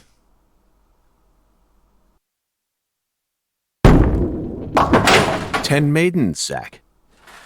Let's topple their hourglass figures and complete this oracle once and for all." Oh, my Lord. I don't believe I've seen you around here before. Sorry, honey, but you can't smoke in here. Since you're with Patricia, I'm guessing you're some friend of Melvin's. He's Agent York from the FBI. This is Alexis, the owner of this restaurant. I'm helping out Agent York in his investigation. We signed a contract. Oh, my Lord. Well, ain't that something? Alexis Juara. Okay. Same last name as the guy from the hotel. I'm FBI Special Agent Francis York Morgan. Please, call me York. Everyone's always called me that. Oh, my Lord. Well, that's got to be the strangest introduction I've ever heard. No wonder everyone in town's been talking about you. I love that she barely animates. Her hands are like this. And it... I want a chocolate sundae, but no cherries. I want 2 wafers instead. Don't put too many Rice Krispies on it. Oh, but don't scrimp on the chocolate syrup either. Oh, my Lord. And what'll it be for you, honey? Alexis, are these photos of the town? Oh, you like my pictures? My hobby's collecting snapshots of what our town used to be like. So whenever someone gives me an old picture, I just put it up here on display. Our world these days feels a bit cold to me, you know? Just thought it'd be nice to help folks remember what it was like in the good old days. Zach, did you hear that? The good old days. Even in a remote town that's already far behind the times, there are still people who yearn for the past. She told me what was going on, you know. What? Lise, you don't need to try and hide it from me, honey. Last time she came here, she told me all about it. Some odd fella was following her around. Stalking her like.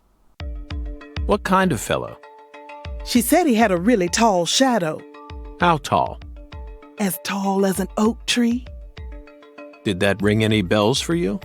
Sadly, it didn't.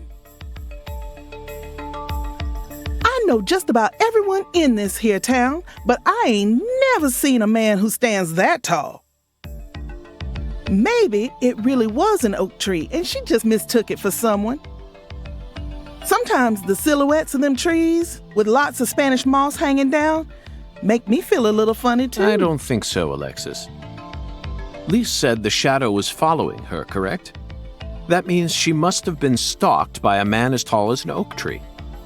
If she had only mistaken an oak tree for a person, she wouldn't have described it that way.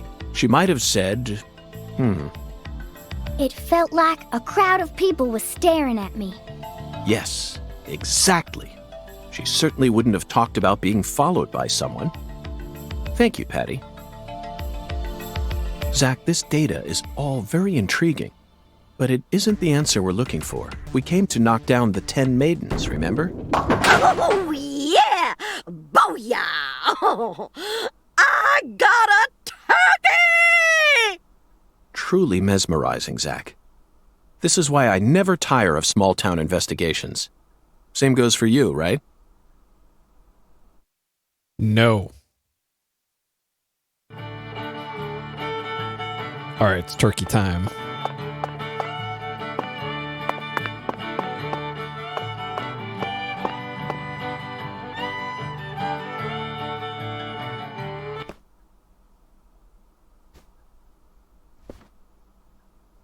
Excuse me, ma'am. Oh, howdy, stranger. My, you're a handsome one. You came out here from the city, didn't you? I can always spot you city folk from a mile away. Miss Carr, Penter. I'm FBI Special Agent Francis York Morgan. Would you mind calling me York, ma'am? Oh, so you are from the FBI. I thought as much. So sophisticated. Well, my horoscope in the paper today told me I'd be meeting someone new. And those horoscopes never miss. They're the real deal. Well, one even predicted when I'd bowl my first perfect game. Oh, no! Oh, could you stand a bit closer to me? Whew, that was a close one. If you move any further that way, you'll cast a shadow over the lane. Well, the sheriff did that once, and something horrible happened. The next time I bowled, I got a gutter ball. First time in 12 years, I was mortified. And I am going to make sure nothing like that ever happens again. In our world, some routines lead to good things, while others only lead to the bad. So, you mustn't ever cast a shadow over the lane. Is that understood? It's her routine, Zach. Understand? Just like us and coffee. Incidentally, ma'am, would you mind letting me use this lane too? I'm investigating the Lise Clarkson murder case. And I need to topple 10 maidens, no matter what it takes. No, absolutely not. Not even the FBI can take my lane from me. I haven't given it up once ever since my husband passed away over a decade ago. I'll never break my promise to him. But Now, if you'll excuse me.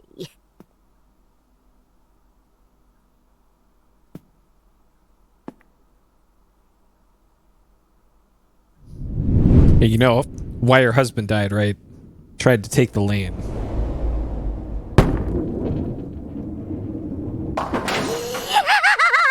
Ooh, you like that?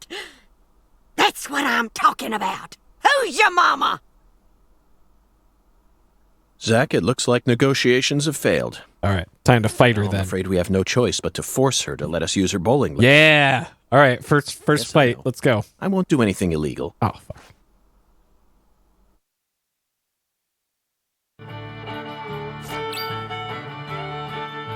Something legal. Okay. What if I cast a shadow onto her lane? Oh, wait, there aren't shadows in this because this is on a Switch. All right, well, first things first.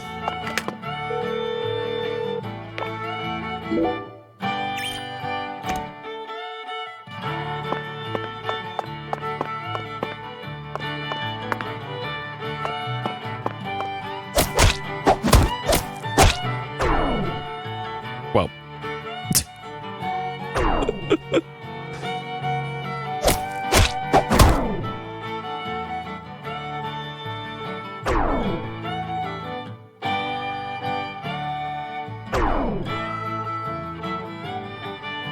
Okay, so you can go below $0.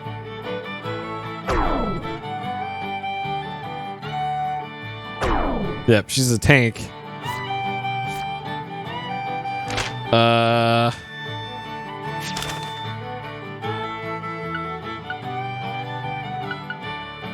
Let's see.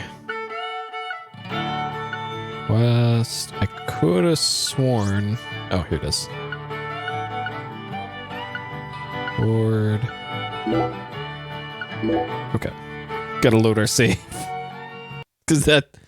I don't think having a negative balance that early is gonna be a good idea.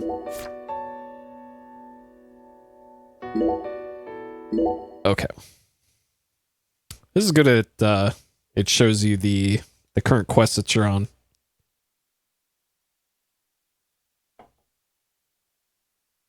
All right. I think we can finally play the game now.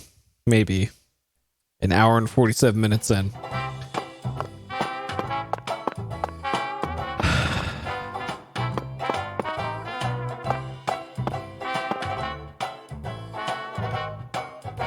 Excuse me, Mrs. Carpenter. Stop! Not now! Can't you see I'm already in my bowling stance? What, are you blind?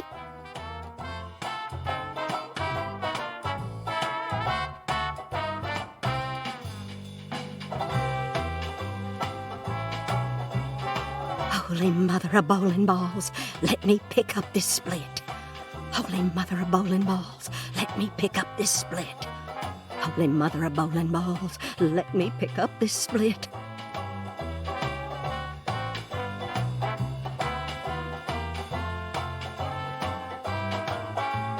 Yeah, there's no animation.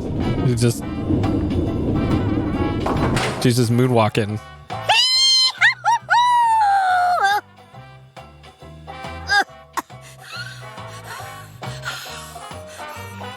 Suddenly she's Jack Frost now. That stance, always works on a split. Oh, yeah, never fails. Zach, our new friend, appears to be a very superstitious lady.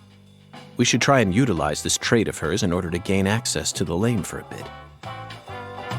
That was an amazing shot, Mrs. Carpenter. In fact, it may have been the most amazing shot I've ever seen.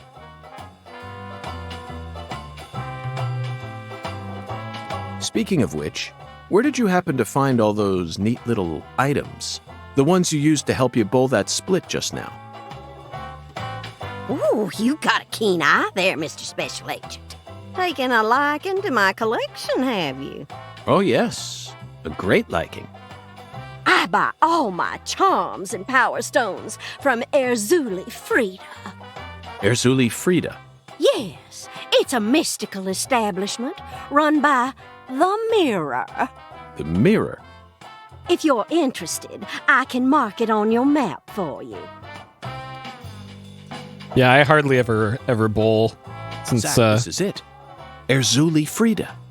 Since I hurt my back years and years and years ago. There must be a treasure trove of dubious trinkets on sale there. We may even be able to find something capable of changing her mind. Dubious trinkets. It really feels like we're in the deep south now, doesn't it?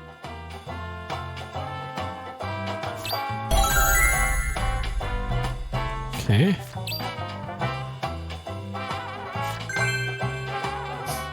Yeah, it's not like bowling places are all over the place here either. Like, I have no idea where there would even be one in my area. And I live in a fairly large area. Okay, so I doubt there's anything left to do here. Alright, just so that I don't have to do this again. Oh, you got one close by? Yeah, like when I lived in San Diego, there were several there.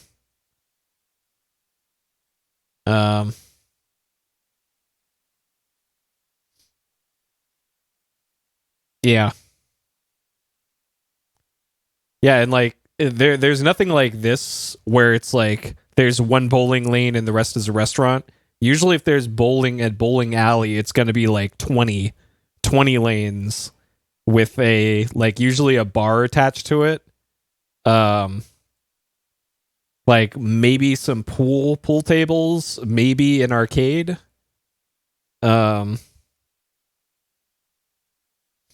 So that's kind of the typical American bowling alley, is something like that. These loading screens just completely stopping is really... I really wish it didn't do that. Like, what's the point of having an animated loading screen if it's just going to freeze? I thought you came here to bowl. Yes, I did. Then why are you leaving? You gave up on trying... Alright. Quiet, kid. Alright, let's see if we can get tossed off our board here. Like, you cannot do this on on a real skateboard. You'd be eating shit like 10 times in a row here.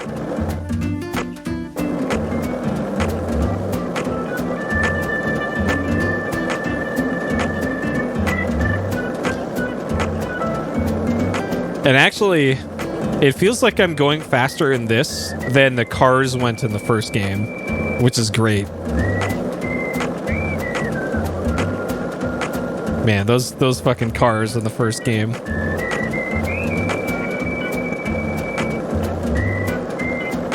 Hopefully we can do like a kickflip or something later in the game. Okay. A voodoo shop. It's a voodoo shop. Just looks like a dumb souvenir shop to me. Of course it does, Patty. You're much too young to understand the true value of such a place. Okay, well, this is not where I wanted to go. I need to go to the cold storage place before it closes. Actually, let me see if it's already too late.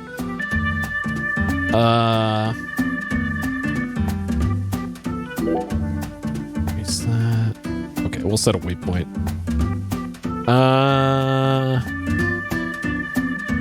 I could have sworn there's a time limit on this too, but whatever. I guess we'll see. Oh boy. This game been a banger already. All right, will this launch me off? Nope. I wonder what the deal is then with this 100%.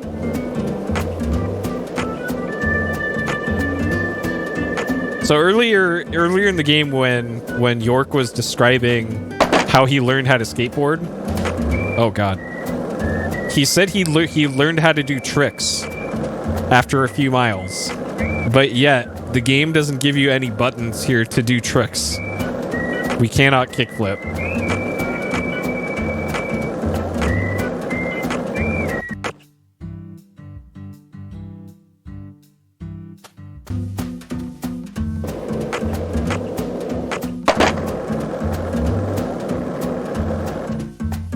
Oh, shit. Okay. $6.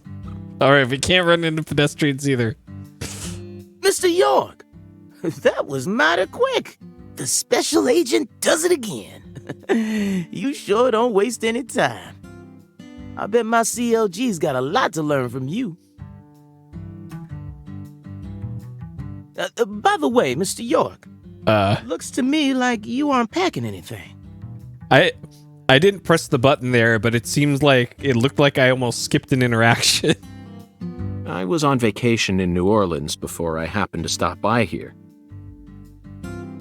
Well, shoot, that won't do. Here, I got something I think you'll like. I call him Mr. Alligator. Oh. Badass, ain't he?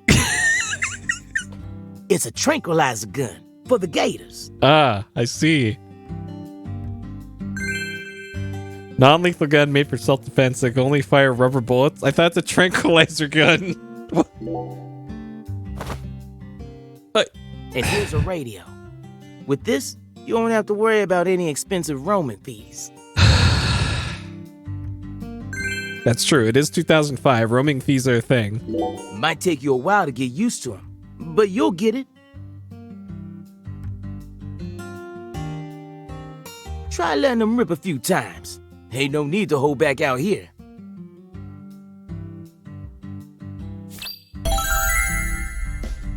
Is the sheriff just giving us permission to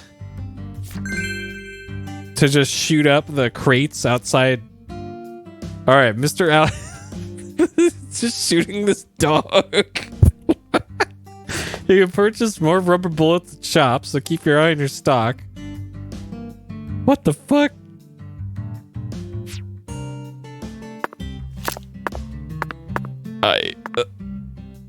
This is quite the animation.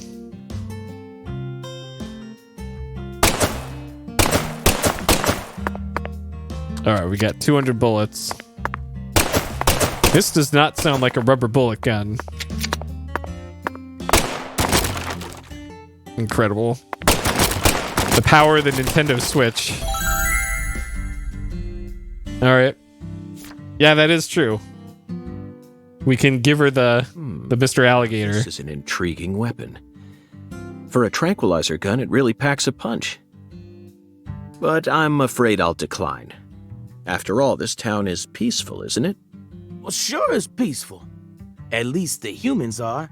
What about this grisly murder that we're investigating? But the animals are a different story. Remember what I named it? There's some real mean-ass gators out there in the swamps, and every now and then, they wander into town. One of them even went and ate a kid once. It happened a long time ago, but still. One chomp's all it takes. They swallow down every last bit of you. Poor kid's parents didn't even know what to put in his coffin. The worst part is, that taught the gators just how tasty we humans are. So now, those suckers just attack on sight. Man-eating crocodiles will feast tonight. In Blood Swamp! You know he's fibbing, right? Gators don't attack folks. I never heard about no kid getting swallowed by a gator. Actually, Patricia, you're wrong. I'm what? Alligators do attack people, and it could happen in any town. Huh? Alligator, 1980. Directed by Louis Teague. It takes place in the Midwest, I believe. A teenage girl's pet alligator gets flushed down the toilet. Then, in the sewer, it feeds on the corpses of dogs that were used as test subjects for an experimental growth formula. After growing over 30 feet, it finally starts to go after humans. It's an extremely edifying movie. Back when I first saw it, I had a pet hamster. Hey, Agent York. What's your first order of business? Shoot some gators. You're in charge now, remember? Well said, Patricia. I nearly lost sight of my true goal. Melvin, I couldn't help but notice the name on the side of that truck. This facility is connected to the victim, isn't it? What truck?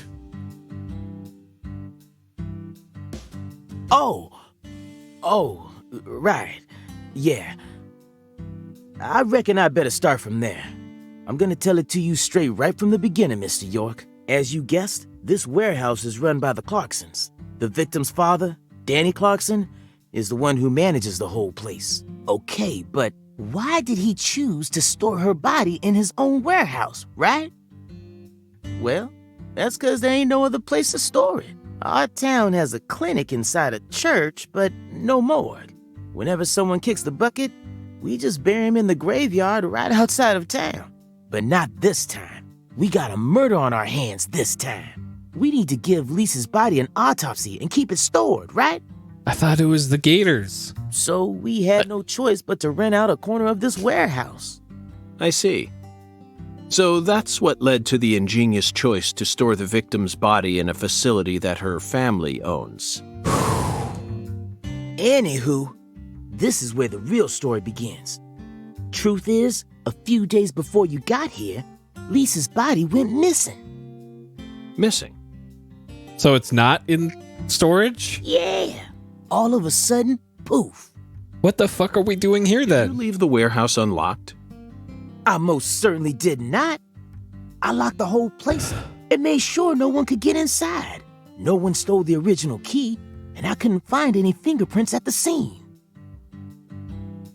So, in other words, this is a locked room mystery. The body of a beautiful young girl walks at midnight. Hey!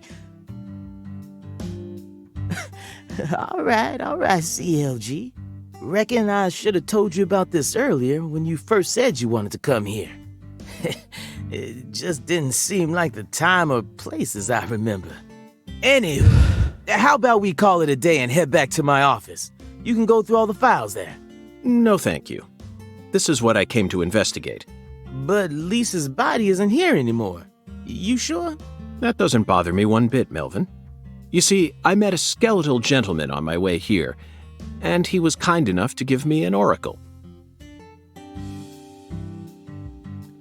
Yep, let's just leave it at that, I guess. Alright, what we got here? Lollipop, $1.50. Cookie, $2. $2.30. Donut. Okay.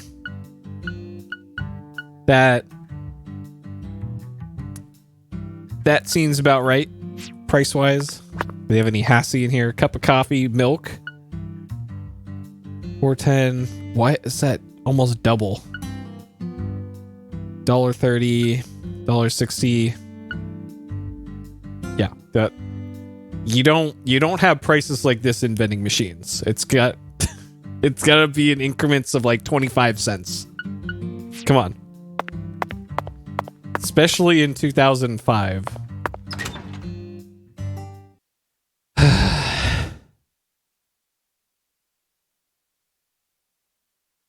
Oh, good. More loading.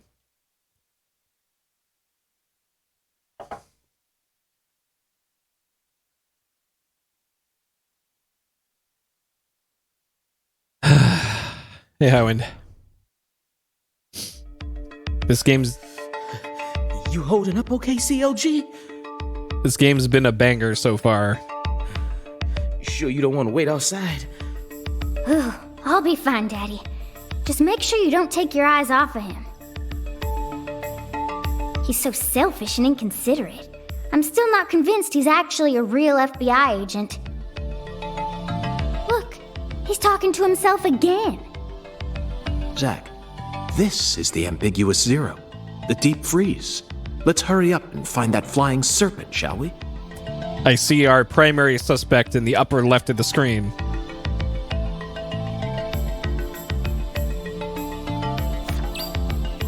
Head to the morgue.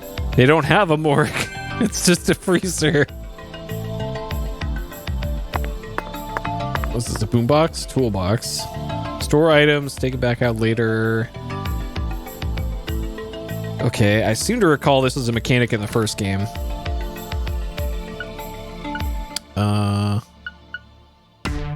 Okay, so our inventory is on the left, and the storage is on the right. Slowly pass time normally. Okay, so that mechanic's still a thing. Camp outside with the sleeping bag. Why would we need to do that? Okay. Alright, first things first, because we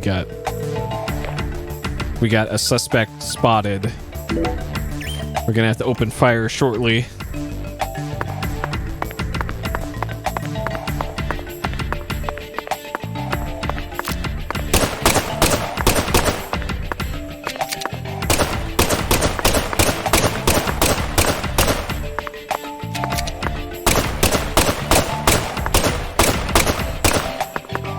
Okay, got him. ALCC.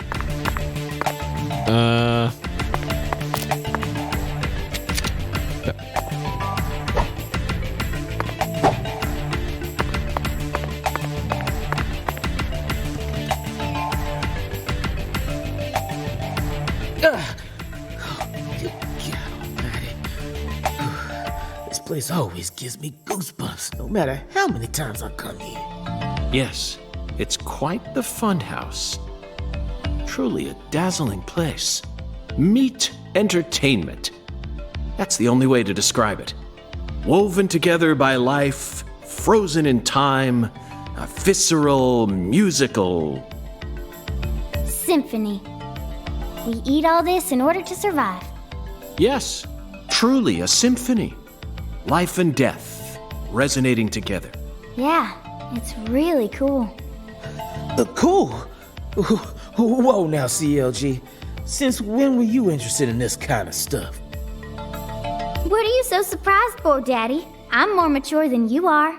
I've seen way more realistic corpses on CSI, you know. Oh, man. At first, Zach, I was shocked by the notion of storing a victim's body alongside food. Yeah, this is true. They're storing other food in here. But as I gaze upon this hanging garden, I realize it's just another scene of violent, depraved murder. Yes. All we need to do is change our point of view, and things will expose themselves in utterly new ways.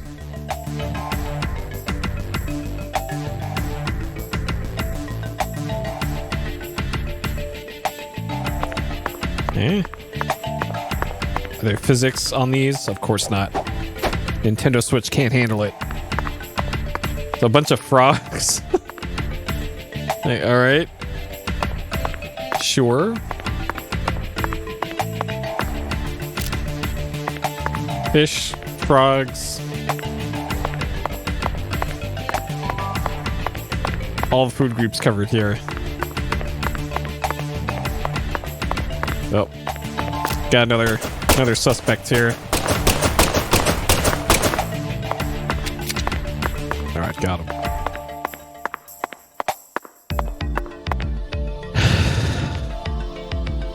Melvin, I'd like to take this opportunity to ask you a personal question.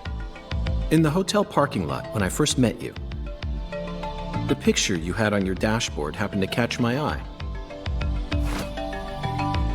Was that your wife? Oh, her? Yeah, that's my lady, all right. Candy. Her name's Candy. The prettiest girl in town, which makes me the happiest boy. A shooting star landed in a rural town, right on top of a man who now has a meteor-struck heart. You always keep her photo with you? You bet I do. The truth is, Candy's a little sick right now. She can't even leave the house no more, so I always keep her photograph with me. Kinda feels like we're always together, you know? I see. You care for your wife a great deal, but this means that... Yeah, that's right. My mama had me before she married Daddy. But it don't matter. He's still my real daddy to me. Oh, thank you, CLG, and you're my pride and joy. Well, Zach, isn't this a heartwarming scene? But there's one thing I just can't get out of my mind. Don't you think that photograph looked a bit too old? Perhaps Candy is already... No, let's not think about that. It might be a private matter, just like you, Zach. Sure.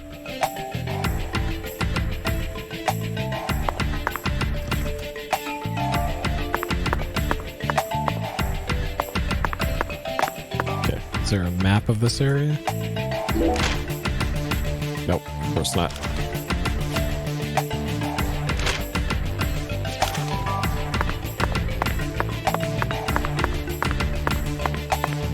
So there's a door next to me at the start. I have a feeling that's probably where I want to go.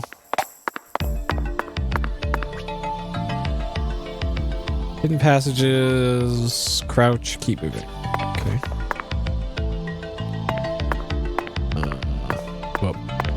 Well, this is...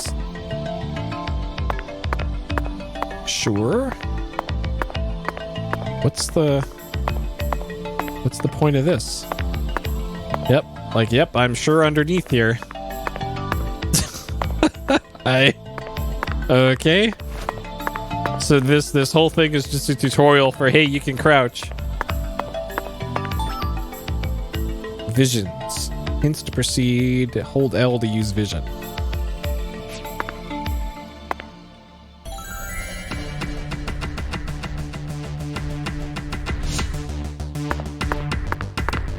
Sure. Yep, good old OT. I was thinking about Zelda today and which one I want to do next. Okay, so I think I did want to go through here.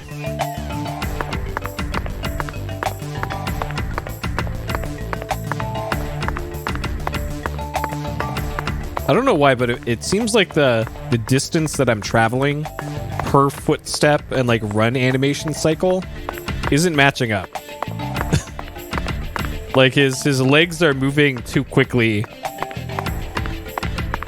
Yeah, Zelda 1 and 2 on NES are the two completed ones so far. We got a crawfish claw. Huh.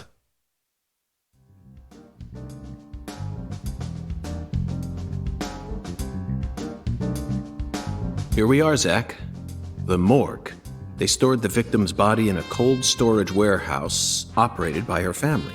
I'd love to shake the hand of whoever came up with that one. Hey, Agent York.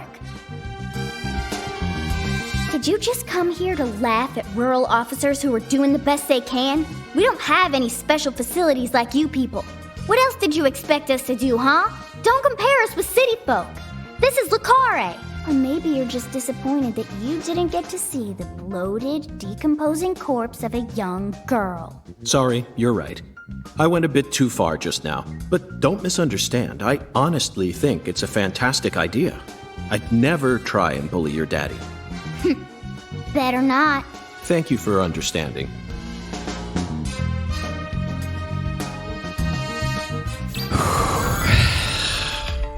Yep, like optimizing. Yep. Making the crouch tutorial and optimizing the game.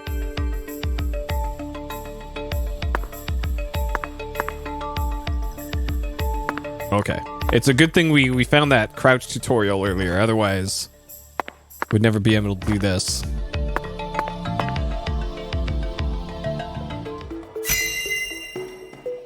Okay. Oh baby, this is like the start of the game now.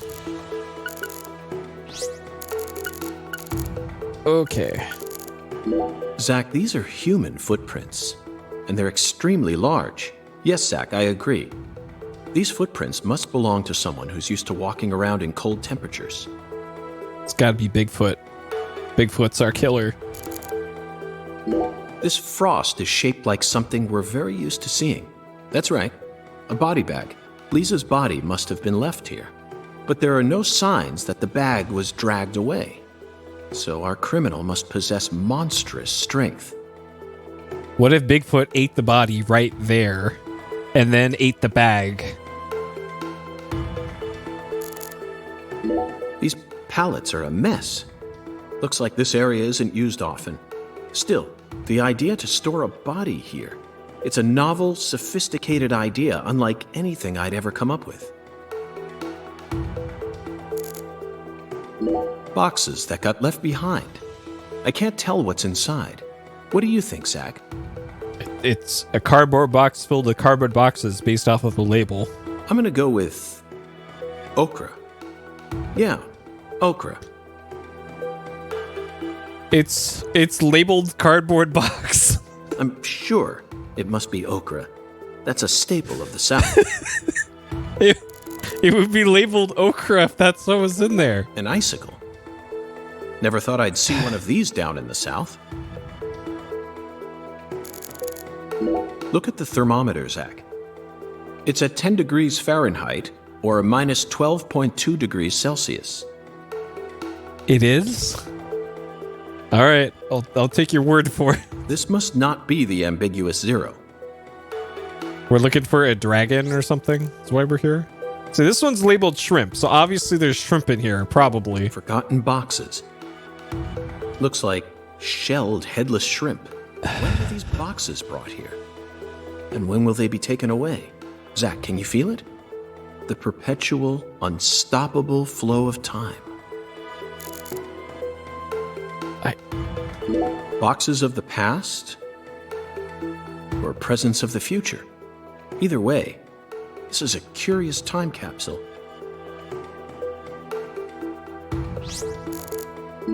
Zach, can you see that? Look closely. Bigfoot grabbed the light. That's right. There are 4 imprints in the frost on the top of this. It's hard to believe, but I think these are fingerprints. Yes, Zach, that would lead one to believe that the body napper is a giant who's over 10 feet tall. All signs point to Bigfoot.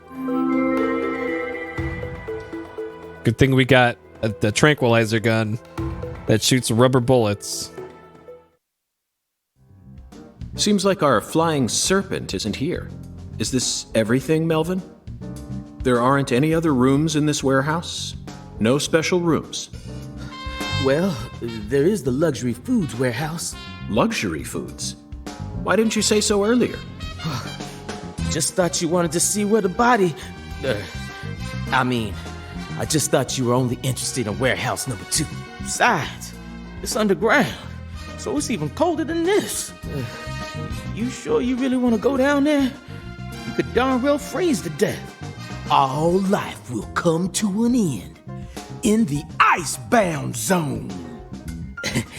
You feel me? Let's head there at once. I'm sure that must be where we're meant to go. But what about searching for Lisa's body? All we need to do is find a 10-foot tall man with monstrous strength. That giant knows where she is. 10 foot tall? But finding the flying serpent is more important right now. Now please, guide me to the luxury foods warehouse at once. These luxury foods are most likely being used in local Cajun. I'm so excited to see what we'll find. Aren't you, Zach? Well, unlike Blue Stinger, no Hassie to be found in this game. Yet. There's always a chance. Luxury foods warehouse. Okay. All right. So we got to find our way over to there then, wherever that is. A 10-foot tall giant? All right. Now that one's gotta be a joke. Right, Mr. York? Okay. Doesn't want to mention where. I guess it must be this separate building over here. So I probably just need to exit through the front door. Oh, or just go over here.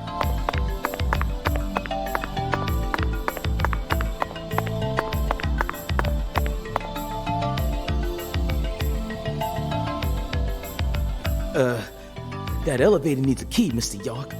Do you have one? Actually, no. I didn't think you'd ever want to go down there, so I didn't bother to go and get one. Well, then would you go and get one now? Yeah. COG, I know. I'll tell it to him straight. Thing is, Mr. York, you know the Clarksons? The folks who own this place? Well, they don't too much like the police. And they sure as hell don't like them when they're my color.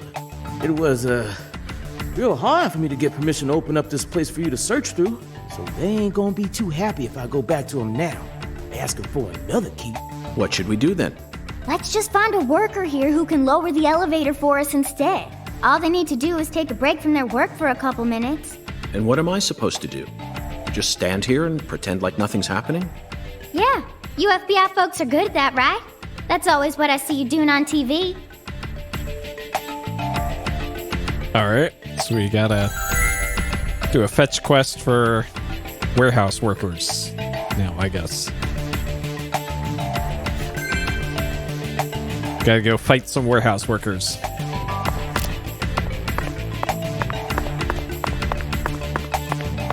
Still no reason to need to crouch over here.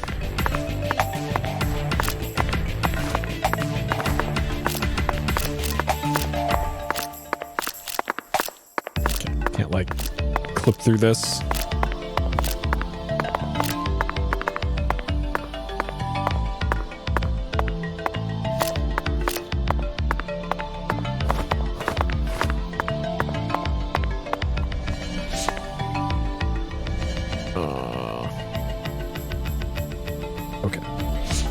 That way. Yeah, forklift minigame would really put this one over the top. Who's this right here? Zach, I think we can move this. Better check back here as well, just to be on the safe side. Check back here?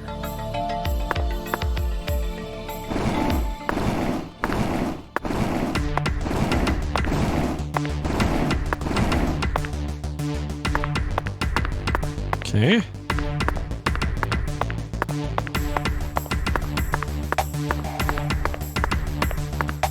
All right, give me the warehouse key.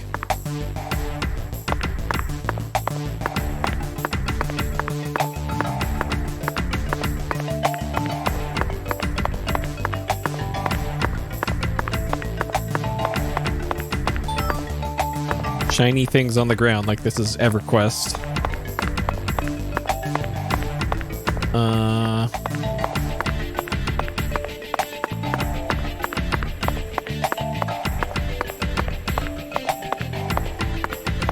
So there's markers on the map, on the mini map.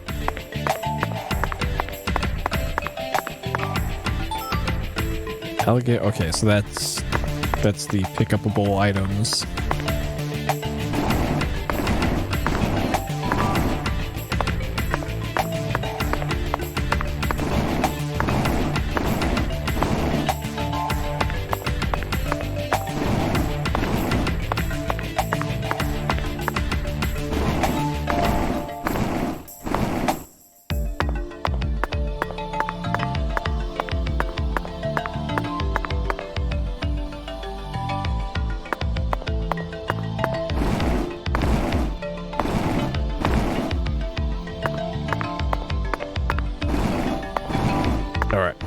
Puzzle solving.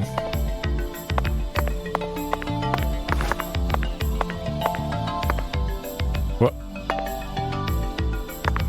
Thought there's an item here. Okay, sure.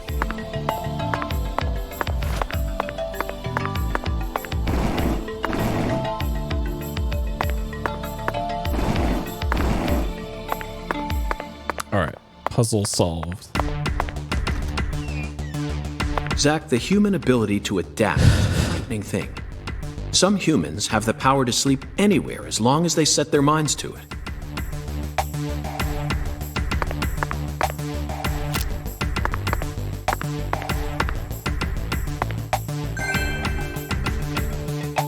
Okay, well. Now we should be able to operate the elevator. No need to worry. This facility no longer has a body to steal. What else do they have to lose? A few cans of crawfish?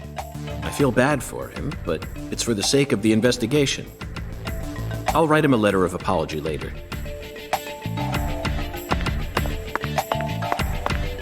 All right.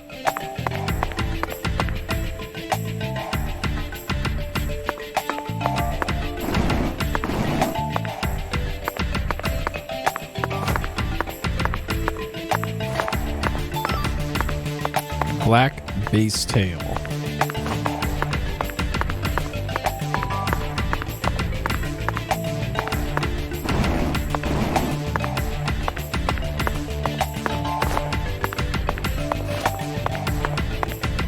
Oh, God.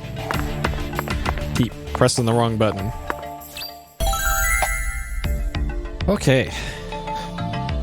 Thrilling quest. Mr. York, did you find a key? Ha! Now that's my special agent. There ain't no stopping you. Wanna head straight down? You bet. Let's sally forth, Melvin.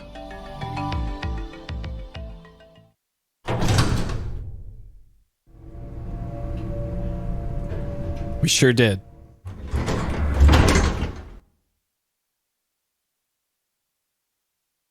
Zach, look at that thermometer. 0 degrees Fahrenheit, or minus 17.7 degrees Celsius. This is the ambiguous 0. Sure. Hey, Avery! Can you hear me?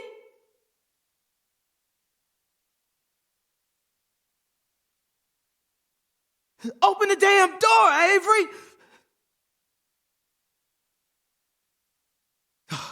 It ain't no use, Mr. York. Once Avery starts working on something, that's all he sees. He just tunes out everything else. We'll have to wait until he finishes and comes out to us, I reckon. Or we could come back tomorrow. I disagree, Melvin. Time may be on our side, but that doesn't mean we should waste it. You gave me Mr. Alligator precisely for moments like these, didn't you? We're gonna shoot him? Wait, Mr. York! Those tranquilizers may be non-lethal, but it's still dangerous to use them on humans. Of course, Melvin. I never said I was going to shoot him. Oh. Lame.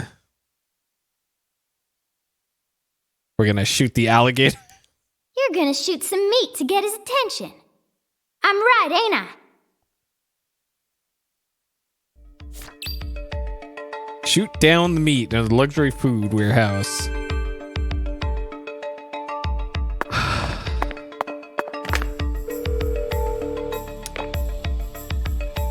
Oh, baby, this game. All right. Let's shoot down the gator.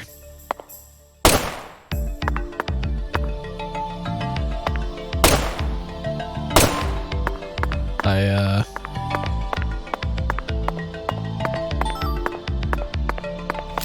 bet to shoot it. Okay. Okay, the game just kind of locked up there.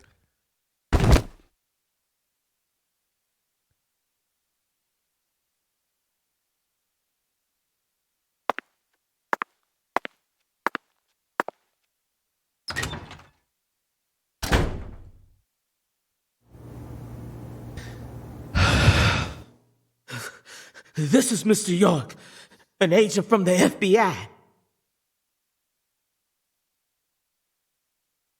Hi, Avery. I'm Special Agent Francis York Morgan. This must be Please Bigfoot. call me York. This is Bigfoot. We found him. York, you a smarty pants, huh? Avery Smith. He's shyer than he looks. Come on, just settle down, Avery. Tell him what this here place is for. Lots of expensive food here. Yup. Mighty precious to the Clarksons, so I gotta guard it. I see. So you're this area's keeper. Oh, I help with the research too. What? I do like research. Research?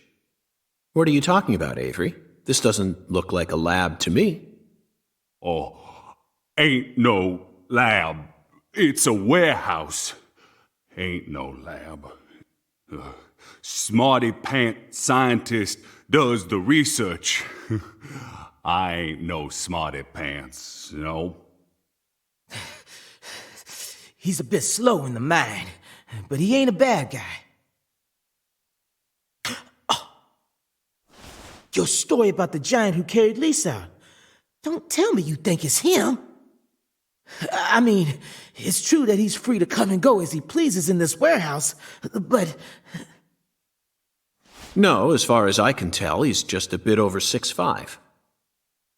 The one who moved Lisa's body must be at least 10 feet tall. He's clearly too short. Too short, huh? Well, if you ever happen to find a man who makes him look small, I'd sure like to meet him.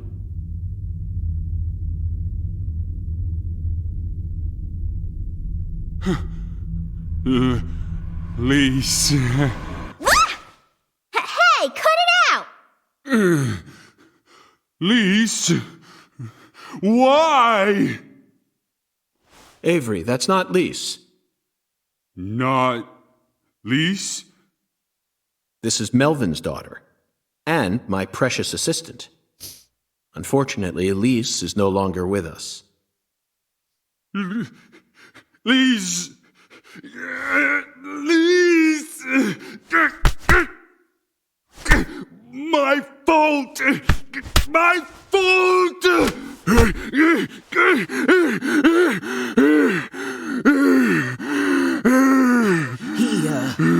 I guess he's sort of like Lise, you know?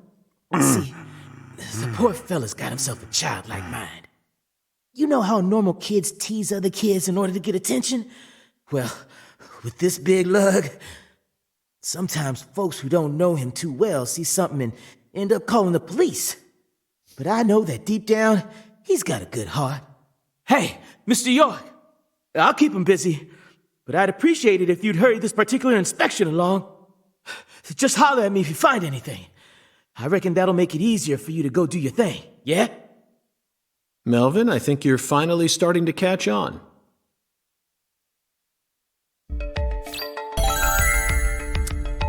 All right. Find the flying serpent. So probably a large snake being suspended from the ceiling.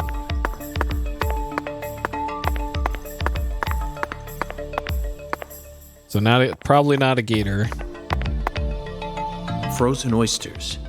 Personally, I'd rather have a cocktail filled with fresh ones. We hunt for more materials than we can eat, and freeze them over long periods of time. The human race gives terror a whole new meaning. Sure. Cans of Holy Trinity paste.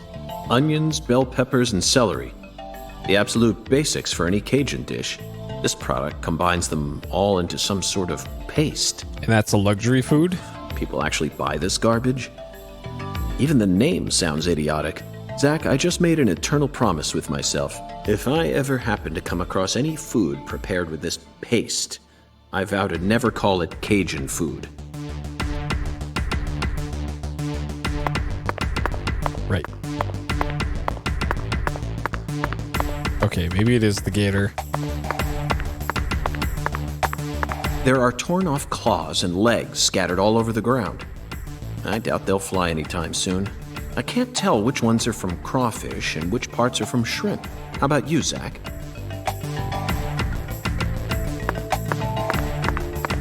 Andouille. Now here's some real Cajun cuisine. The way these sausages are linked up, they almost look like a serpent, but it's hard to imagine them flying. Let's move on, Zach. Hung alligators. I suppose in a way they sort of look like flying serpents, but that's pushing it. Remember, we're in a dark basement here. They'll never reach the sky.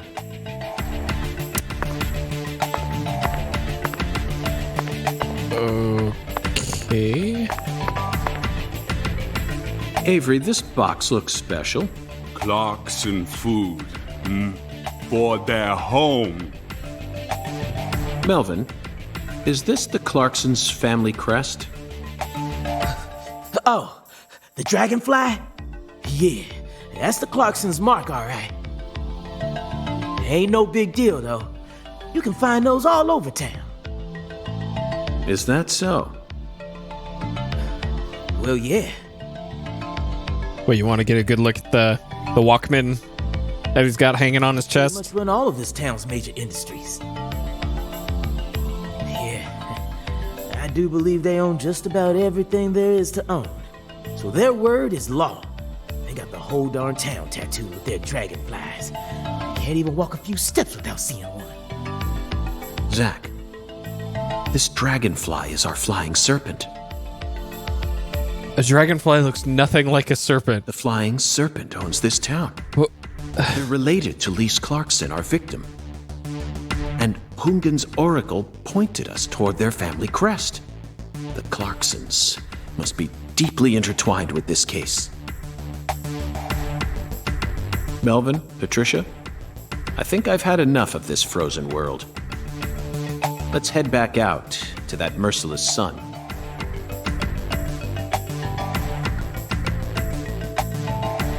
Well, what are you waiting for? I can't bear to spend another second down here. Well, rip. Can't stand next to Avery now. I'm sure we'll meet again.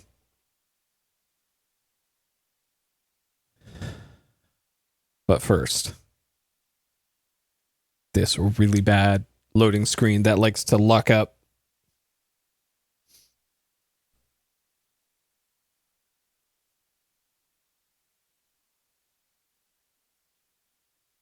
Yep, just completely freezes at points.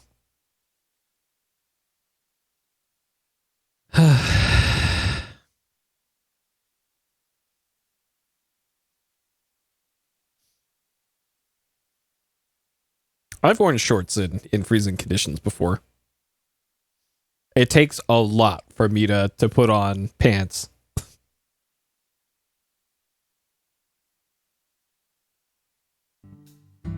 Like I usually just put on like two sweatshirts So, if it gets really cold. what do we do now, Mr. York? Zack and I will take things from here. Then what should I do?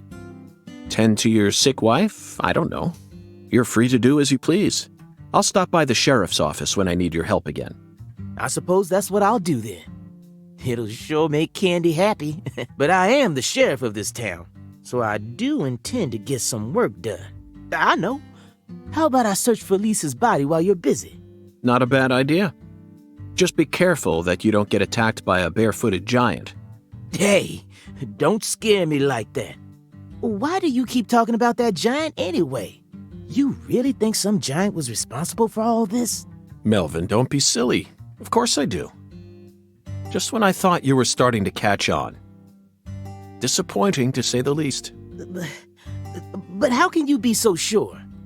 I want to see some proof. Proof number 1. The footprints that led up to where Lisa's body originally was were made with bare feet. None of the prints looked similar to those of common insulated boots, and the arches of the feet were visible. The person who carried out Lisa's body must have had very large feet. I'd say they were at least 16 inches. Proof number 2. I found fingerprints on the cord of one of the hanging lights in the warehouse. The fingerprints weren't aimed up from below. They were coming directly from the side. Clearly, the giant moved the light because it was in his way. He pinched the cord with his fingers. Proof number 3. There was nothing else found in the vicinity where Lisa's body was stored. This means the giant carried her out without dragging her across the floor.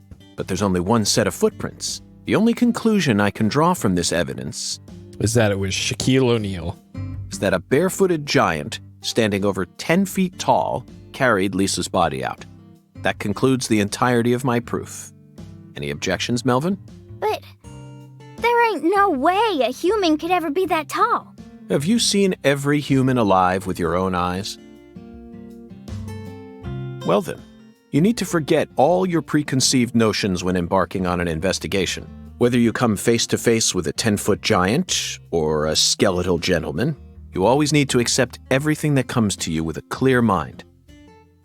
Do that, and eventually the truth will reveal itself to you. You're a smart kid, I'm sure you understand. Well, I'll be damned. I'm sorry I ever doubted you, Mr. FBI Special Agent, sir. A sharp eye and flawless observational skills. Uncovering the truth with a heady intuition. I won't ever question you again. Heck, I'll do whatever you say. That's it, Melvin. I'm glad you finally caught on. Okay, time to go, Patty. You know this town well, so I'd like you to accompany me from now on. Patty?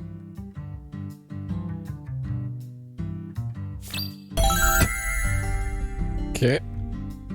Sure. Zach, we found the flying serpent. Now we simply need to locate the 10 maidens. We did. It's time to head on to Alexis's Diner and Lane. Diner and Lane. Single lane. But first we gotta go to the voodoo shop. God, this skateboard is so stupid.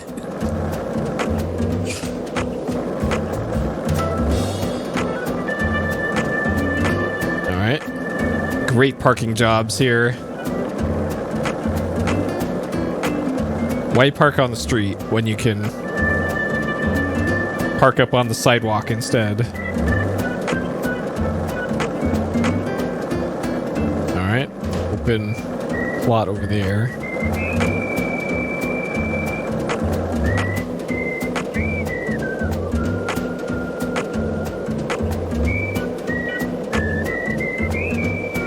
Man, the pop-in for these trees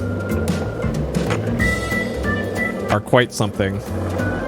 So these must be like fast travel points or something.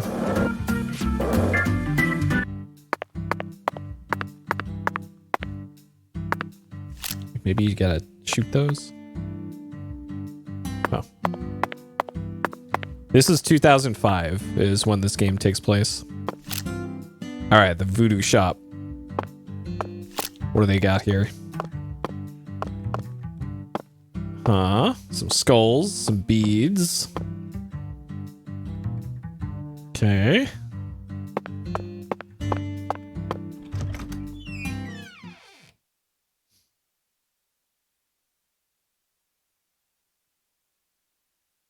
But first, oh, loading screen.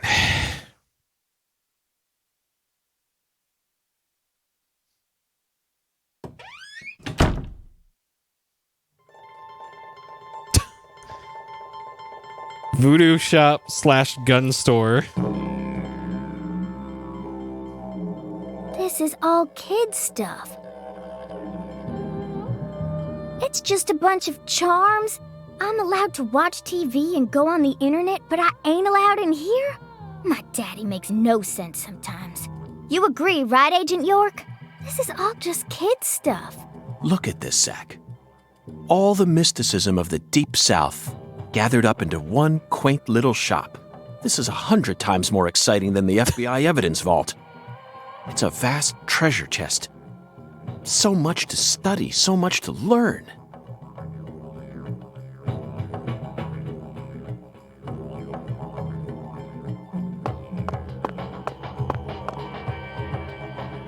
I see.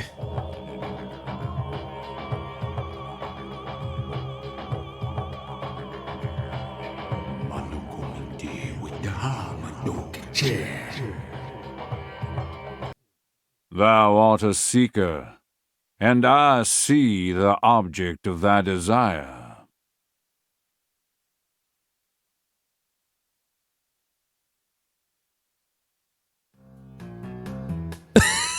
Doth this be what thou seekest? Yes. Absolutely.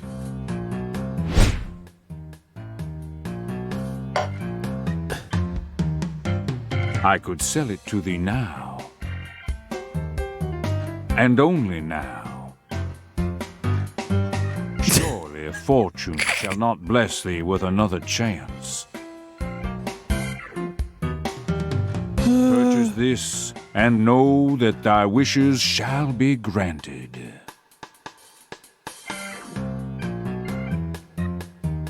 That's crazy. Even I can tell you're getting cheated, Agent York. I disagree, Patty. This person can be trusted. I've been studying people for quite a while, so I can tell. That figurine is connected to our future.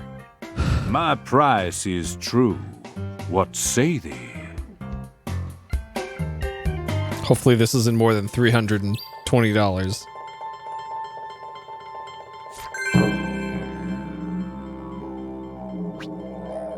$30, okay. Strapping alligator wearing a top hat and standing on two legs, also carrying a cane. Alright, we'll take it. Sure. Okay. I'll buy it. Thou art a man of refined taste. I am loath to part with it, but 'twould be a fool's errand to keep it from such a keen-eyed soul. What's wrong with you? No normal person would ever buy a piece of junk like that. Not even at a garage sale. Marvelous, isn't it, Zach? What a treasure. I can't wait to use it. Use it? Where? How? Isn't it obvious, Patty? I'm going to put it in front of Mrs. Carpenter's house. In front of her house? Yes. I'm sure this figurine will stop her right in her tracks. Okay, so she won't show up at the bowling alley. A chance to finally topple the 10 maidens. Are you serious? Of course I am. And so is Zach. Aren't you? I'm seriously wondering if I should quit helping you out with this.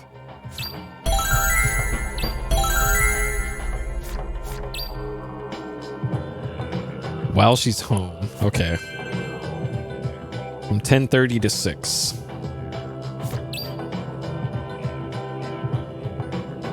Talk to the mirror and create a voodoo charm? This is a side mission. Oh. Okay, charms. Verily, much shall serve thee well here. Charms help you out. Necklaces for bullets, dolls, physical. Skateboard abilities. One's the mini game. Okay, so there are mini games. All right, we want skateboard abilities though. We want to be able to do a kickflip. Personal voodoo loadout. Expand your altar. Okay. All right, we want to create. So that's gun range, gun power, speed, chamber. Okay, I probably can't make any of these anytime soon. Paralysis bullets. Concentration, life, stamina, paralysis. Okay. So I guess there is going to be a reason for picking up all the crap that's just laying on the ground. And we can't make any skateboard things yet, unfortunately. And we have nothing to enhance. I can see it. Thy return is imminent.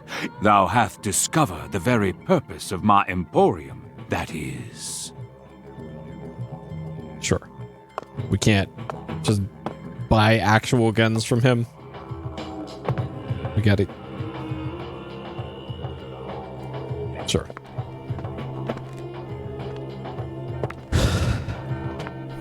Whoa. That was close. Well, look at you, all standing there like you're expecting me to apologize. It's your fault for not paying attention. All right. What? Got a moment? Can't say I do. I'm in a hurry here. I gotta buy some voodoo. Take up too much of your time. I'd just like to ask you a few questions. I said I'm in a hurry, Peckerwood. Now get out of my way. Dang. Patty, who was that? Kalina Clarkson. PJ Clarkson's second daughter, and Lisa's mother. Zach, we've found ourselves a Clarkson. Oh no, she's not here. My dolly. Oh, she's not here. My dolly isn't here. One of the key persons in this case just came out of the woodwork to meet us. Now things are really getting interesting. Isn't that right, Zach? We're gonna tailor her while we're on the skateboard.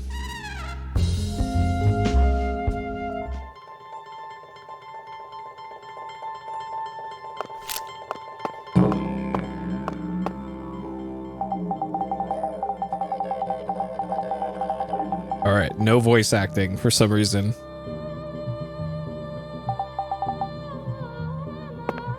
Okay. Does he know about the dolly? Valuable, lacks value, special human, discern such. 5 colored beads, value shall rise.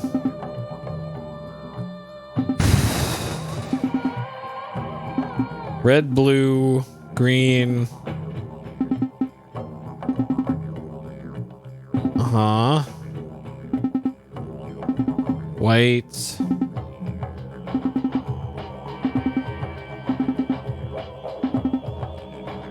Forsooth. Uh-huh.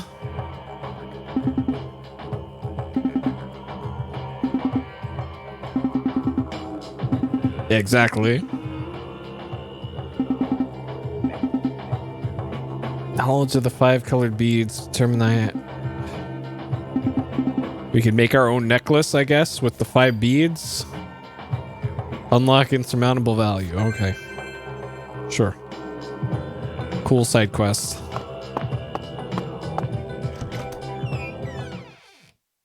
Alright. And now for that 2-minute long loading screen.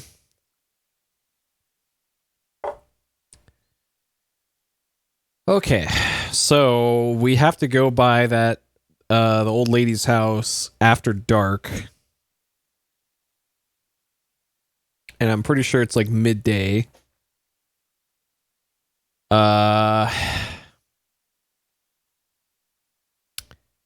In the first game, you could pass time by smoking.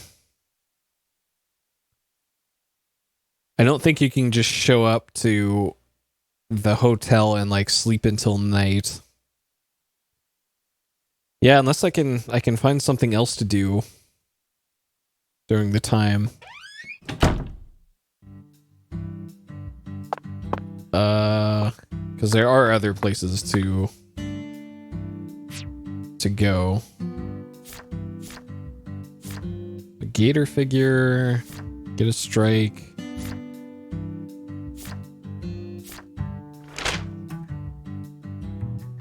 Okay, so sheriff's department's over there. Church, park. Not sure what that is. Avery's house. So Avery's house is over there.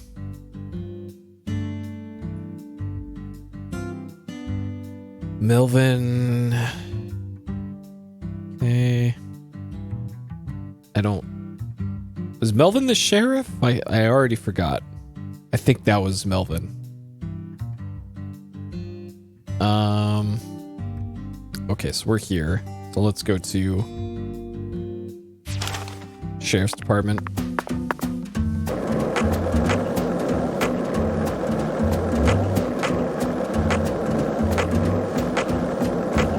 It's so weird, like, not having pedestrians. Like, there is one over there. But I can also understand why there will hardly be any pedestrians, because this game is falling apart at the seams with only rendering just the town. Alright, so that's the Sheriff's Department.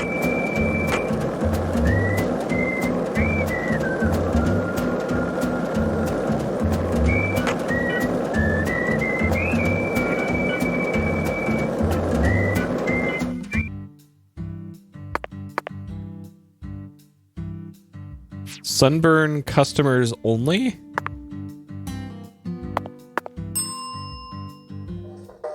So, Mr. York, what do you think of my castle? Pretty cool, ain't it? I've been curious about it since the first time I saw it. You've got excellent taste, Melvin. I dub it Lou Crawfish. I'll have you know, crawfish is pretty much its own food group in this town. Since this store carries all the bare necessities you'll need for daily life, I reckon it was an apt name. If it's sundries you're looking for, there ain't much you won't find here. Alright. Like bullets? 50 bullets. Sure, let's get some more. Sure, cigarettes, quickly pastime. I have 3 of those. Okay, let's get one of those. We're gonna need that for later. Suntan lotion. Perfect for those who want the perfect tan. Easier to tan for a while. This is a mechanic, apparently. Get rid of your BO by a decent amount.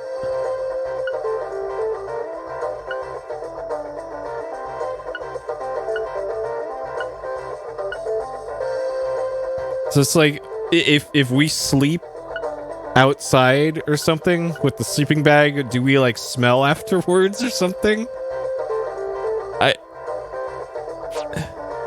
You ever need anything? You just come on by, Mr. York. You're not only the sheriff of this town, you also manage a general store.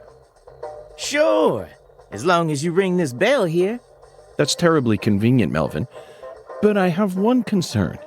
What if a crime occurs while you're managing the store?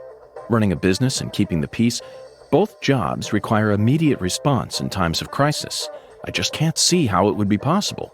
It's actually pretty easy, Mr. York. But what if a criminal who just robbed a bank came here on his way home and bought up all your stock? Oh, I like the sound of that. You want to make me rich? Hey, how about you just buy up the whole store while you're at it? I'll never let money stand in my way. It's not the boss of me, for I am the last shopaholic. Ooh, I'm funny. Melvin, that was a serious question. Really? Could have fooled me. Not even the Clarksons would do something that crazy. No point in preparing for something that'll never happen, right? After all, this is Lucare, the tiny forgotten town in the middle of southern nowhere. Get it, Zach? It's Occam's razor to a T. Melvin, I have to say you're a very balanced man. Sure. Now I feel confident that the Woods household will do just fine, even if you end up losing your job as town sheriff.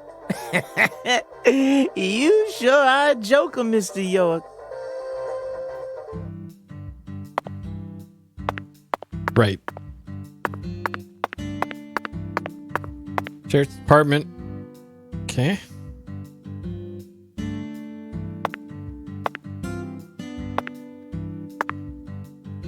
All right. She'll make it up those one day.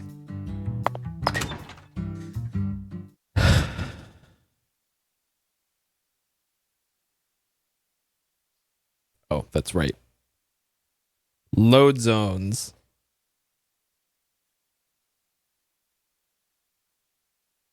Hopefully this building is going to be worth my while. Okay.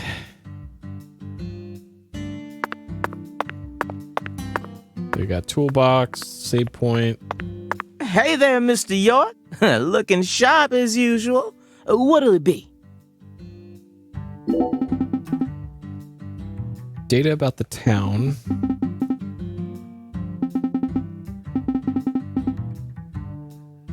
I already know everything there's easy to know. Great.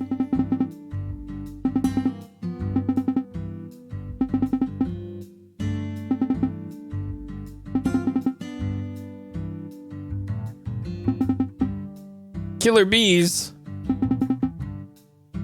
Killer bee attacks.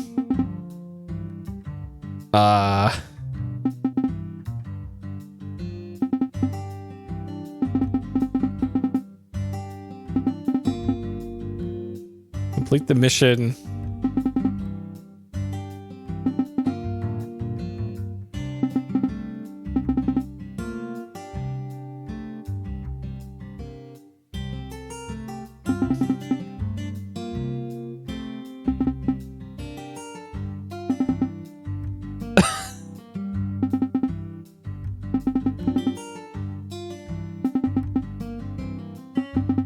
Oh, okay.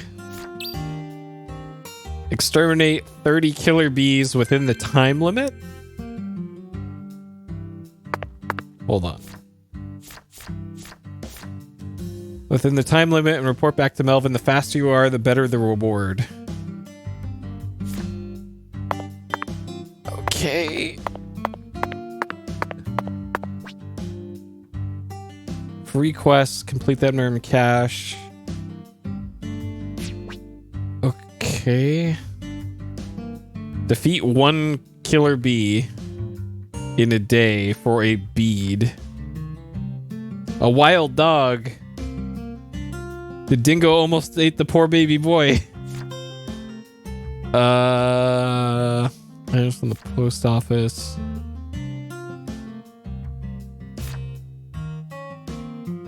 Okay, we'll take on the single bee and single wild dog quest.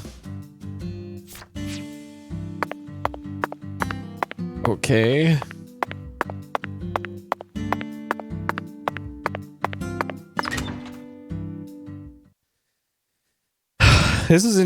This is quite different from the first game. And I was thinking back to when I played the first game, like the game started almost immediately had like action and shooting within the first like 10 minutes of starting the game.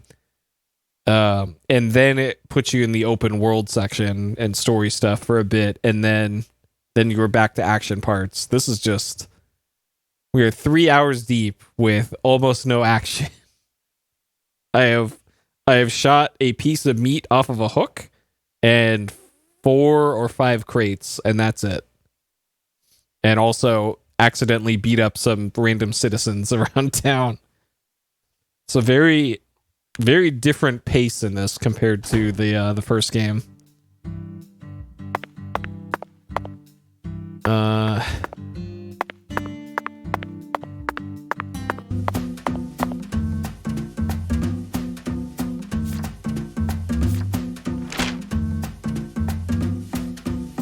So, what's this? Oh yeah, that's right. They shoehorned in action into that. I liked the combat in Deadly Premonition 1. I know that is, most do not hold that opinion. I liked it, as janky as it was, because it made it much more of a like horror game than it otherwise would have been. Because otherwise it would just have been Mizurna Falls. Yeah, the boss fights were certainly worth it.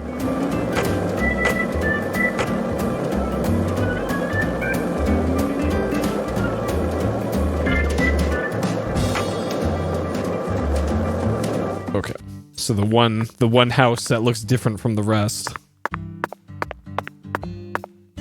So this is Alexis.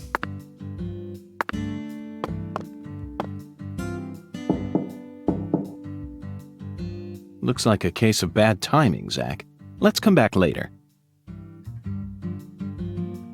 Okay.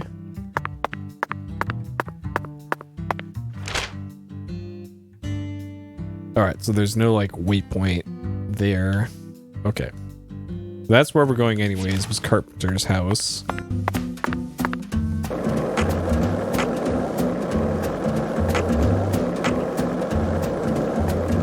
There's also a lot of palm trees here. Are there actually palm trees in Louisiana? So I wouldn't think there would be any there. There are there in the region? Huh. Okay.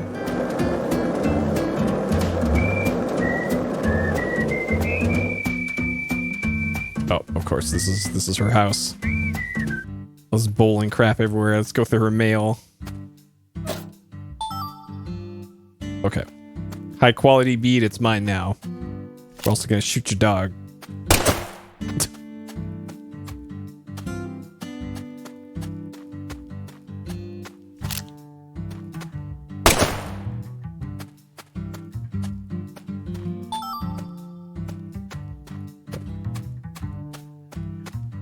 Huh. Okay. Lost Lamb. Evangelical Church. Okay. Bad timing, Zach. We need to place the figurine in front of her house when she's home. Otherwise, it'll be useless. Let's come back. Okay. All right. Let's see how the time passing mechanic works then. Nope, not that. I'm not used to Nintendo controllers.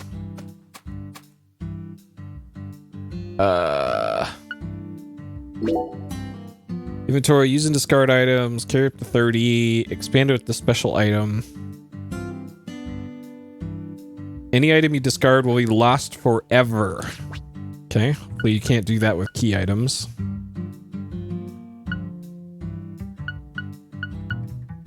Alright, so we'll use the normal time passing.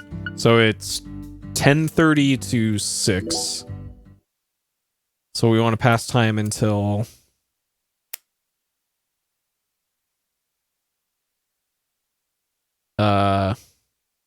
like 11, I guess.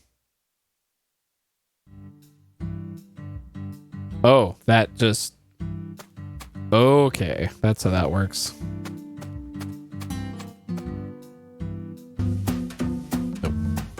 Nope.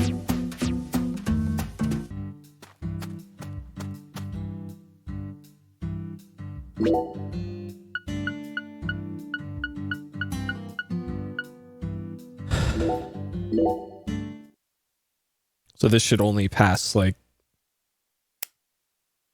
4 hours. 1 hour. Wow. Okay. Oh boy.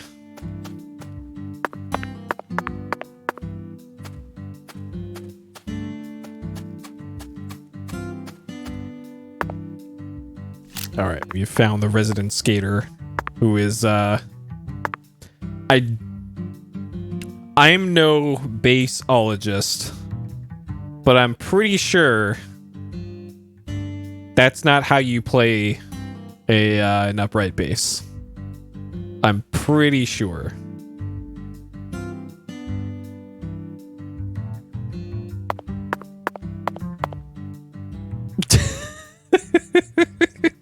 This...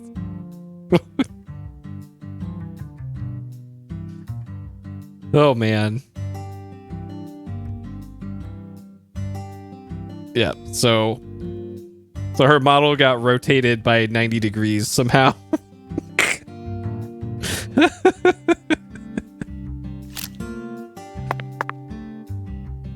Oh boy. Alright, well clearly she's too busy to discuss skateboards. Alright, maybe we can fix this. Alright, one moment. Okay, nope.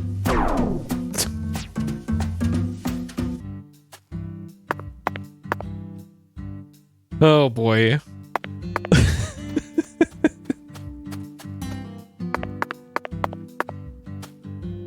Alright, we got a payphone over there. Alright, according to the map, there's a thing here. Okay.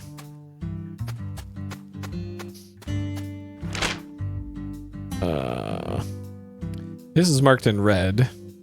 Probably a reason for that.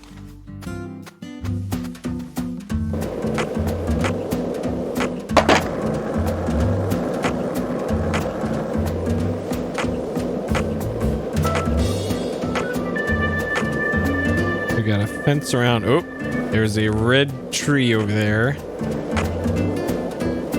Oh, this might be the Clarkson's house, if I had to guess.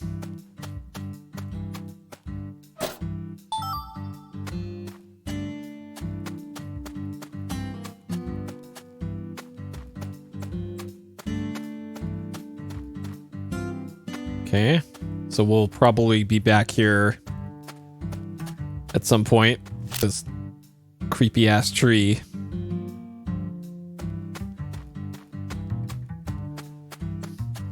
I don't know. You might be able to. The voodoo shop said something about you can get upgrades for skateboard abilities. Looks like a case of bad timing, Zach. Let's come back later. And there is a wardrobe back at the hotel. So maybe there's a customization thing there.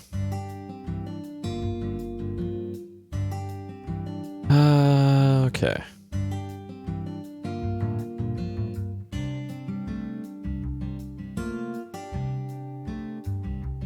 So I think Owl's Nest is the hotel, I think. Or it's Casa Pineapple?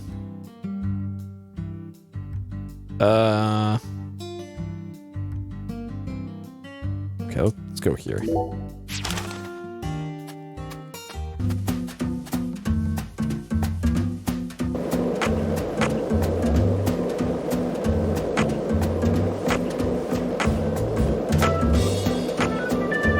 Alright, so clearly we gotta buy a lot of cigarettes. And I think the math checks out in terms of value for buying the more expensive ones. Because the cheap ones only advance time by an hour.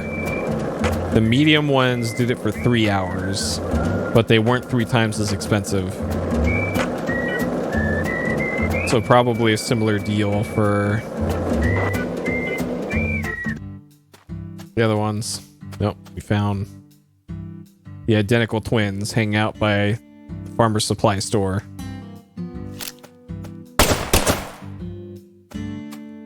Alright. Cigarettes in here? Nope, of course not. This an actual shop or just vending machines? Nope. Just vending machines. Okay. Man, that low detail model on that yellow car is... Oh man, that's rough. There's like pieces of it floating. Oh man. They really had to go nuts at the geometry decimation.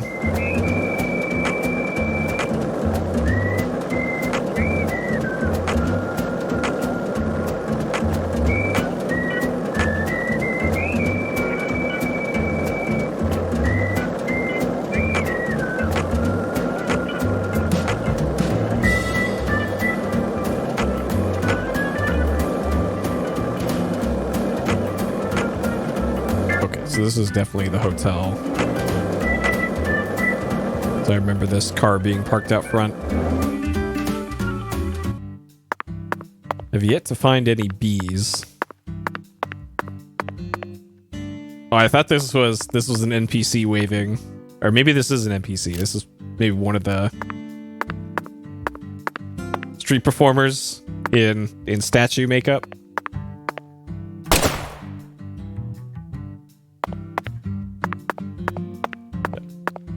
Sir?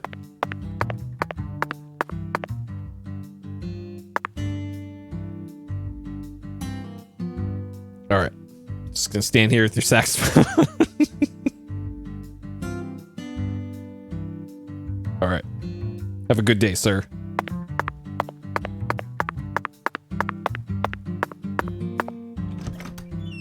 Yep. Alright. Let's find some place that sells cigarettes. Or I think I'll go back up to the hotel room and see if there's a way to pass the time there. Pass the time for free.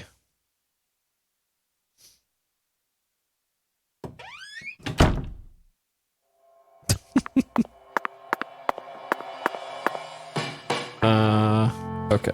So this is definitely back here.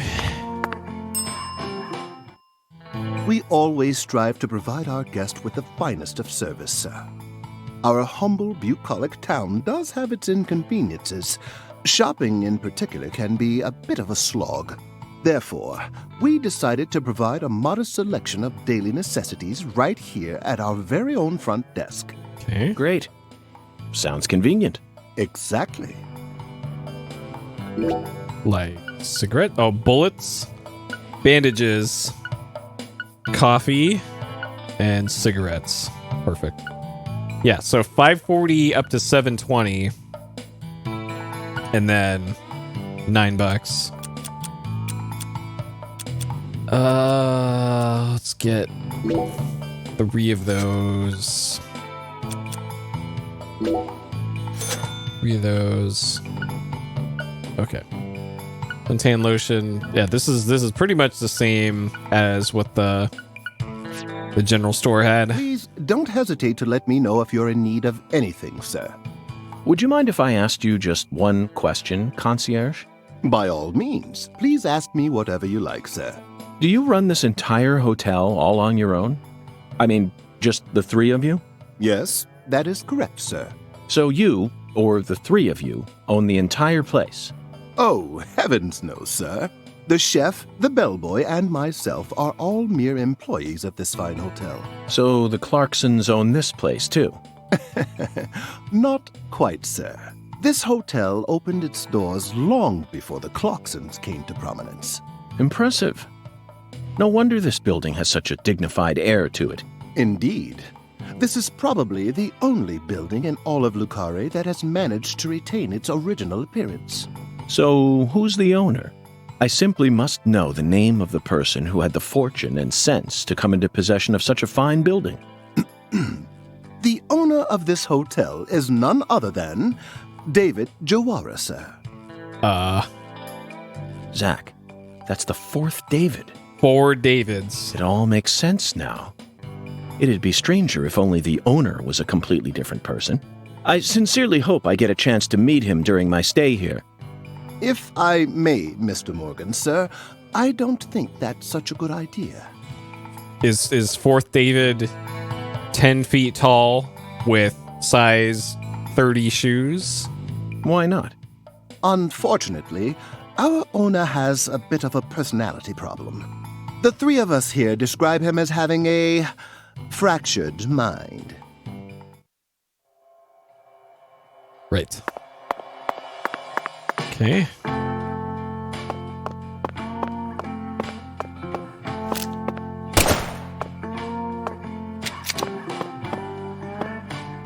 All right, so our room was 207. We're here. 203. All right. So we have our voodoo altar set up in our room, as you do. We got sleep, toolbox, closet. I'm very satisfied with the decorations and the size of this closet, Zach. And it's even got a security box. What else could a man ask for? It's proof that we're still safely inside the fringes of modern civilization. Change clothes, send clothes out for dry cleaning. If you wear the same clothes for a long time, they'll become dirty, so make sure you clean them regularly and properly groom. Do note that when you send one outfit out for dry cleaning, you won't be able to wear it again until it's delivered back to you.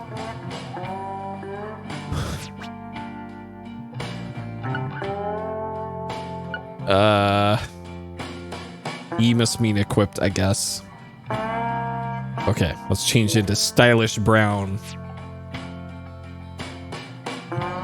All right. Anything here about skateboard stuff?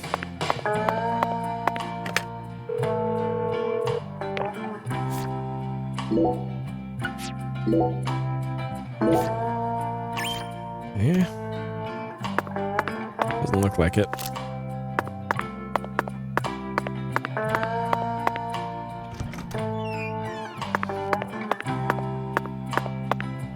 Shower. Don't think we need a shave. Need a shower though.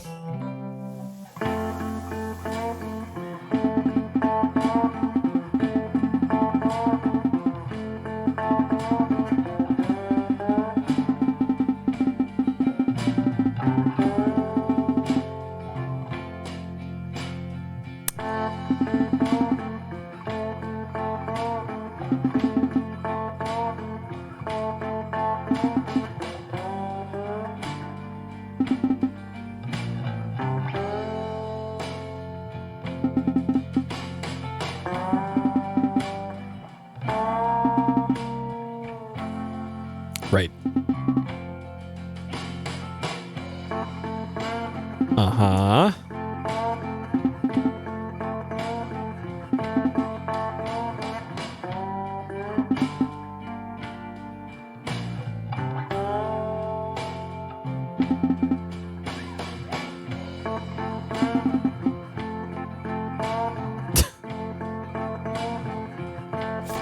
Right.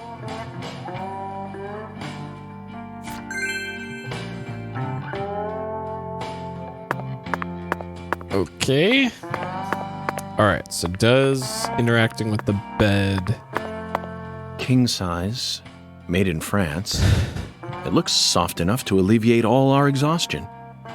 Zach, even though the Bureau is paying for this, it's still tiring to have to live out of hotel rooms day after day. Nothing beats getting a good night's sleep in your own room. Ah, okay, so we can... Okay. Cool.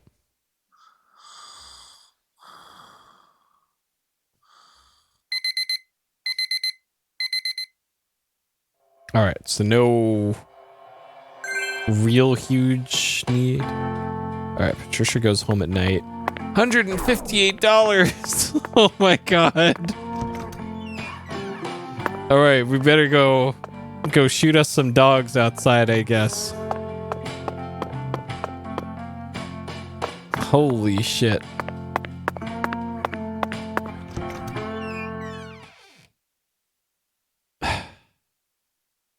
So I'm going to assume after nightfall is when all of the combat can happen around town. When all the bees and wild dogs probably appear. Because they can make the draw distance a lot shorter, so they can afford to have more than 2 NPCs on the screen at once.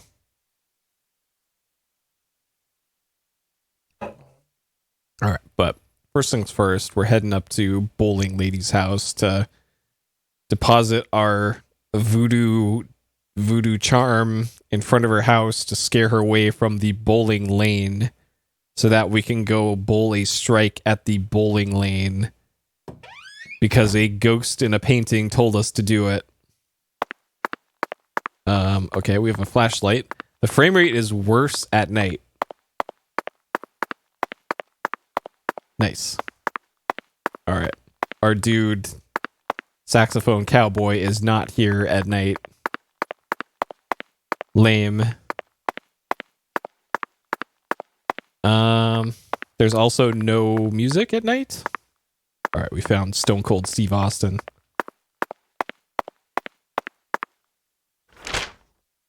All right, so we're heading here.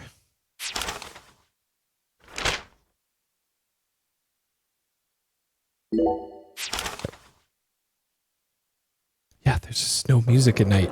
What? Why?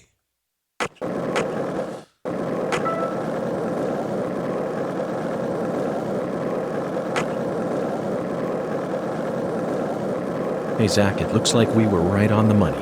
Tracing the Sang Rouge distribution route led us right to Louisiana. You know what that means. We've got a hot hand, and Lady Luck's given us far more favor than she ever has before. We just happened to hear news about Lisa's murder while sitting in a bar during our vacation in New Orleans. That certainly wouldn't have happened if we had stayed in D.C. They would have given the case to another special agent, or maybe even to the state, and then we never would have found it. In the end, it would have been shut up in that vast, desolate evidence vault along with all the other cases, marked by nothing but a first-degree murder tag, buried in a soggy grave at the bottom of a sea of data. That would have been its fate. Instead, it traveled from person to person until it finally fell right into our lap. Things always work out that way for us. We've traveled all over the United States trying to track down Sang Rouge. We can't let this chance pass us by, can we, Zach? We need to find some sort of clue before this southern sun melts it all away. All right, the base is back in the stand.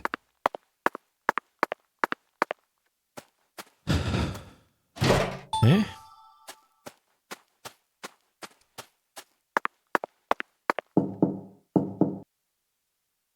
Looks like a case of bad timing, Zach. Let's come back later. Okay, so the icon on this house is...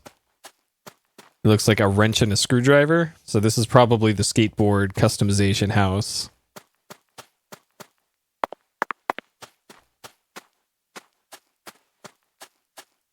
All right. Time to plant our voodoo doll. Bad timing, Zach. What? We need to place the figurine in front of her house when she's home. Otherwise, it'll be useless. Let's come back later.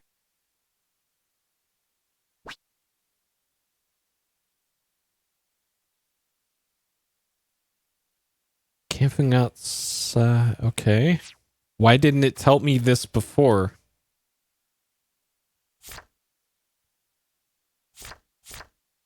While she's home, 22. Okay, I'm just here 15 minutes early. All right, whatever.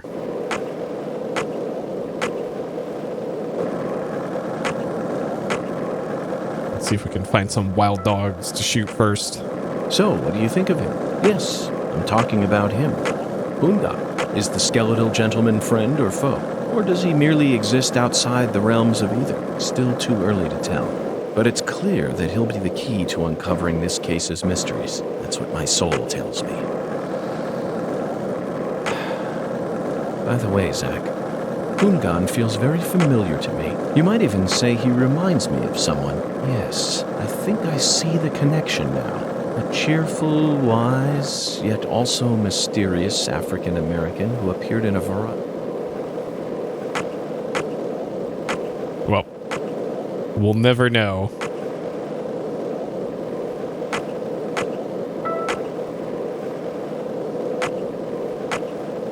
All right, we're off in the woods now.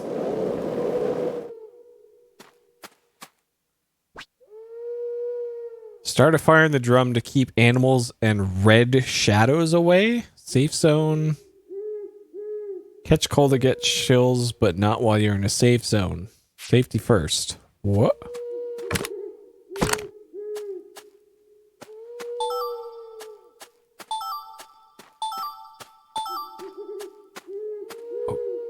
Okay.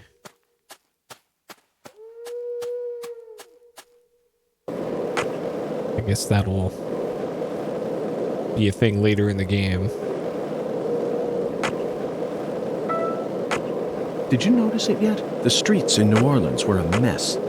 All busted up and undergoing maintenance. The city was built on a swamp, so the ground is soft. All it takes is some heavy rain to cave it all in. There were also a lot of places where large tree roots were pushing up parts of the asphalt and the sidewalk. Those bumps were dangerous even when we still had our car, remember?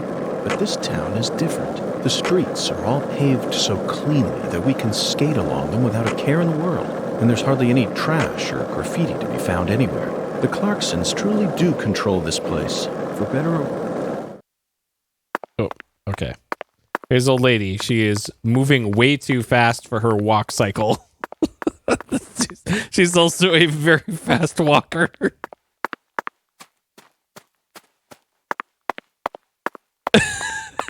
Holy shit, we're at...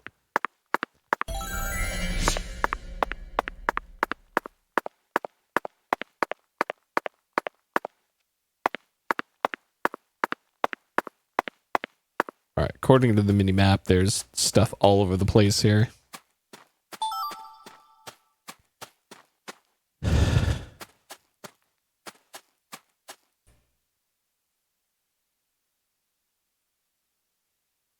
And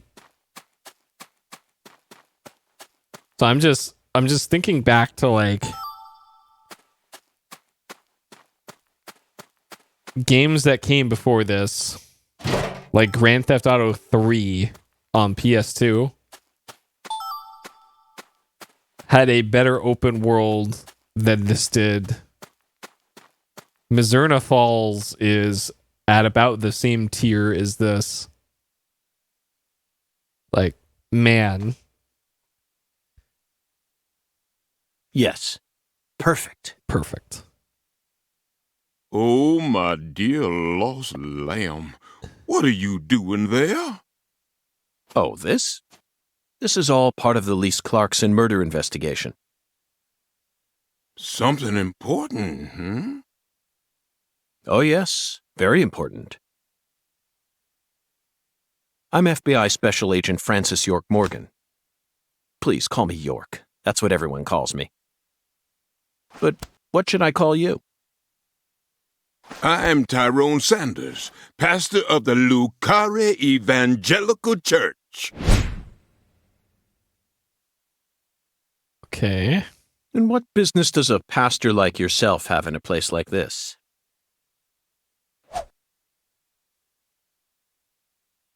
Well, I live over across the way there. Do you have an intimate relationship with Mrs. Carpenter? Why in the world would you suggest such a pitiful thing? Lordy. How could I ever become intimate with one who is so devoid of faith? After she lost her husband, she stopped coming to church. All she does all day is bowl. She even pruned the shrubbery in that pitiful fashion. Yes, truly pitiful. And did you see that hideous ox of a dog she owns? Pitiful with a capital P. I tried speaking with her, but she shows no intention of changing her ways. Yes, I fear she never lends an ear when the good Lord reaches out to her. Indeed, I pity her from the bottom of my heart. So you've been spying on her out of pity? Spying? I'm merely awaiting the chance to lend her a helping hand. You'd best be careful, too. This town harbors much more danger than you're aware of. If you ever find yourself in need of salvation, feel free to stop by our church whenever you like. Our church also functions as a clinic. Someday, you may need our help. Zach, did you hear that? Pitiful. Try saying that to someone in the city. They'd instantly slap you with slander or defamation charges. You'd be up to your neck in court papers. I doubt I'll tire of this town anytime soon. We should consider stopping by that church whenever we get a chance. Okay. Sure.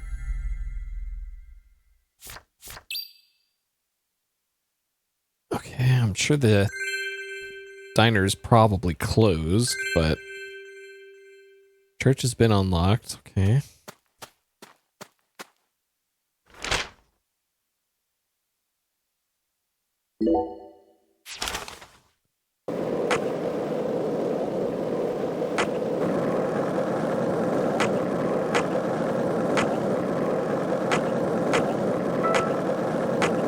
Did you notice it yet?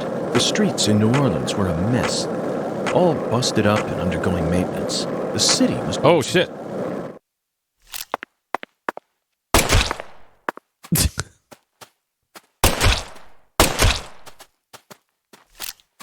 We got ourselves a squirrel infestation.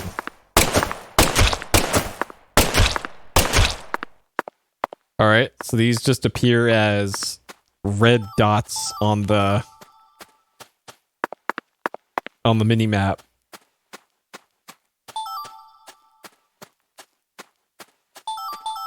What the squish sound effects?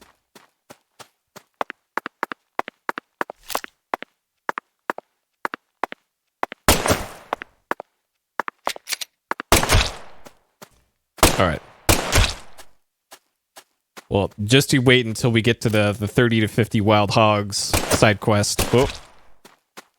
Rare kill bonus. $7. Okay.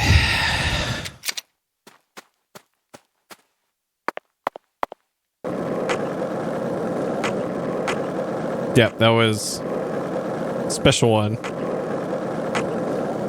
Yep, that's that's rural America for you. You probably clap and cheer you on.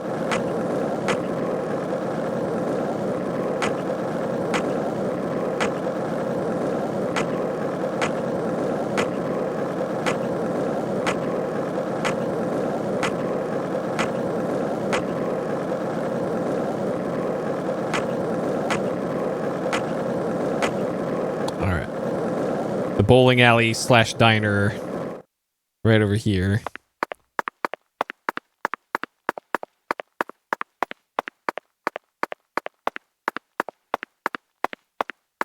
Looks like a case of bad timing, Zach. Let's come back. Okay, sure. Even though there's a bunch of cars parked here, including whoever owns this America hearse. What the fuck?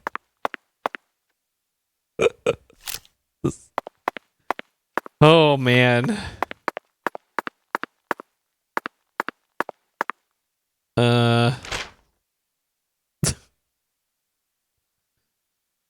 Okay, Casa Pineapple.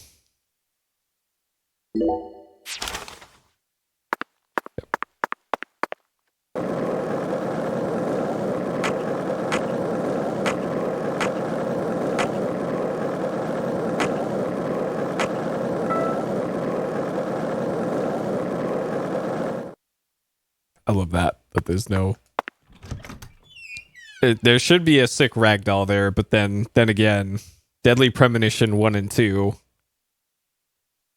can't afford the CPU cycles for ragdolls.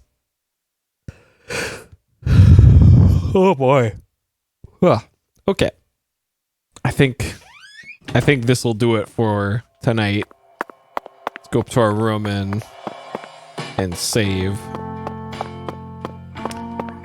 Oh man, this game...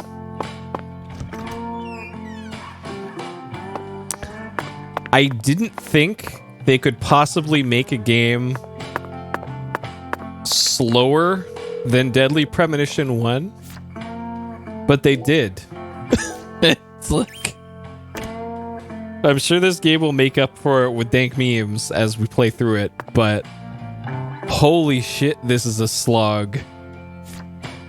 Oh boy.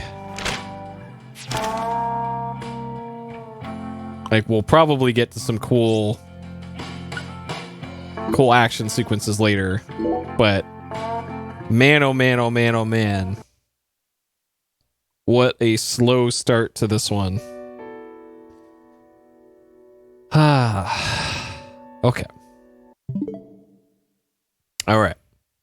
Deadly Premonition 2. That'll do it for part 1 of this banger.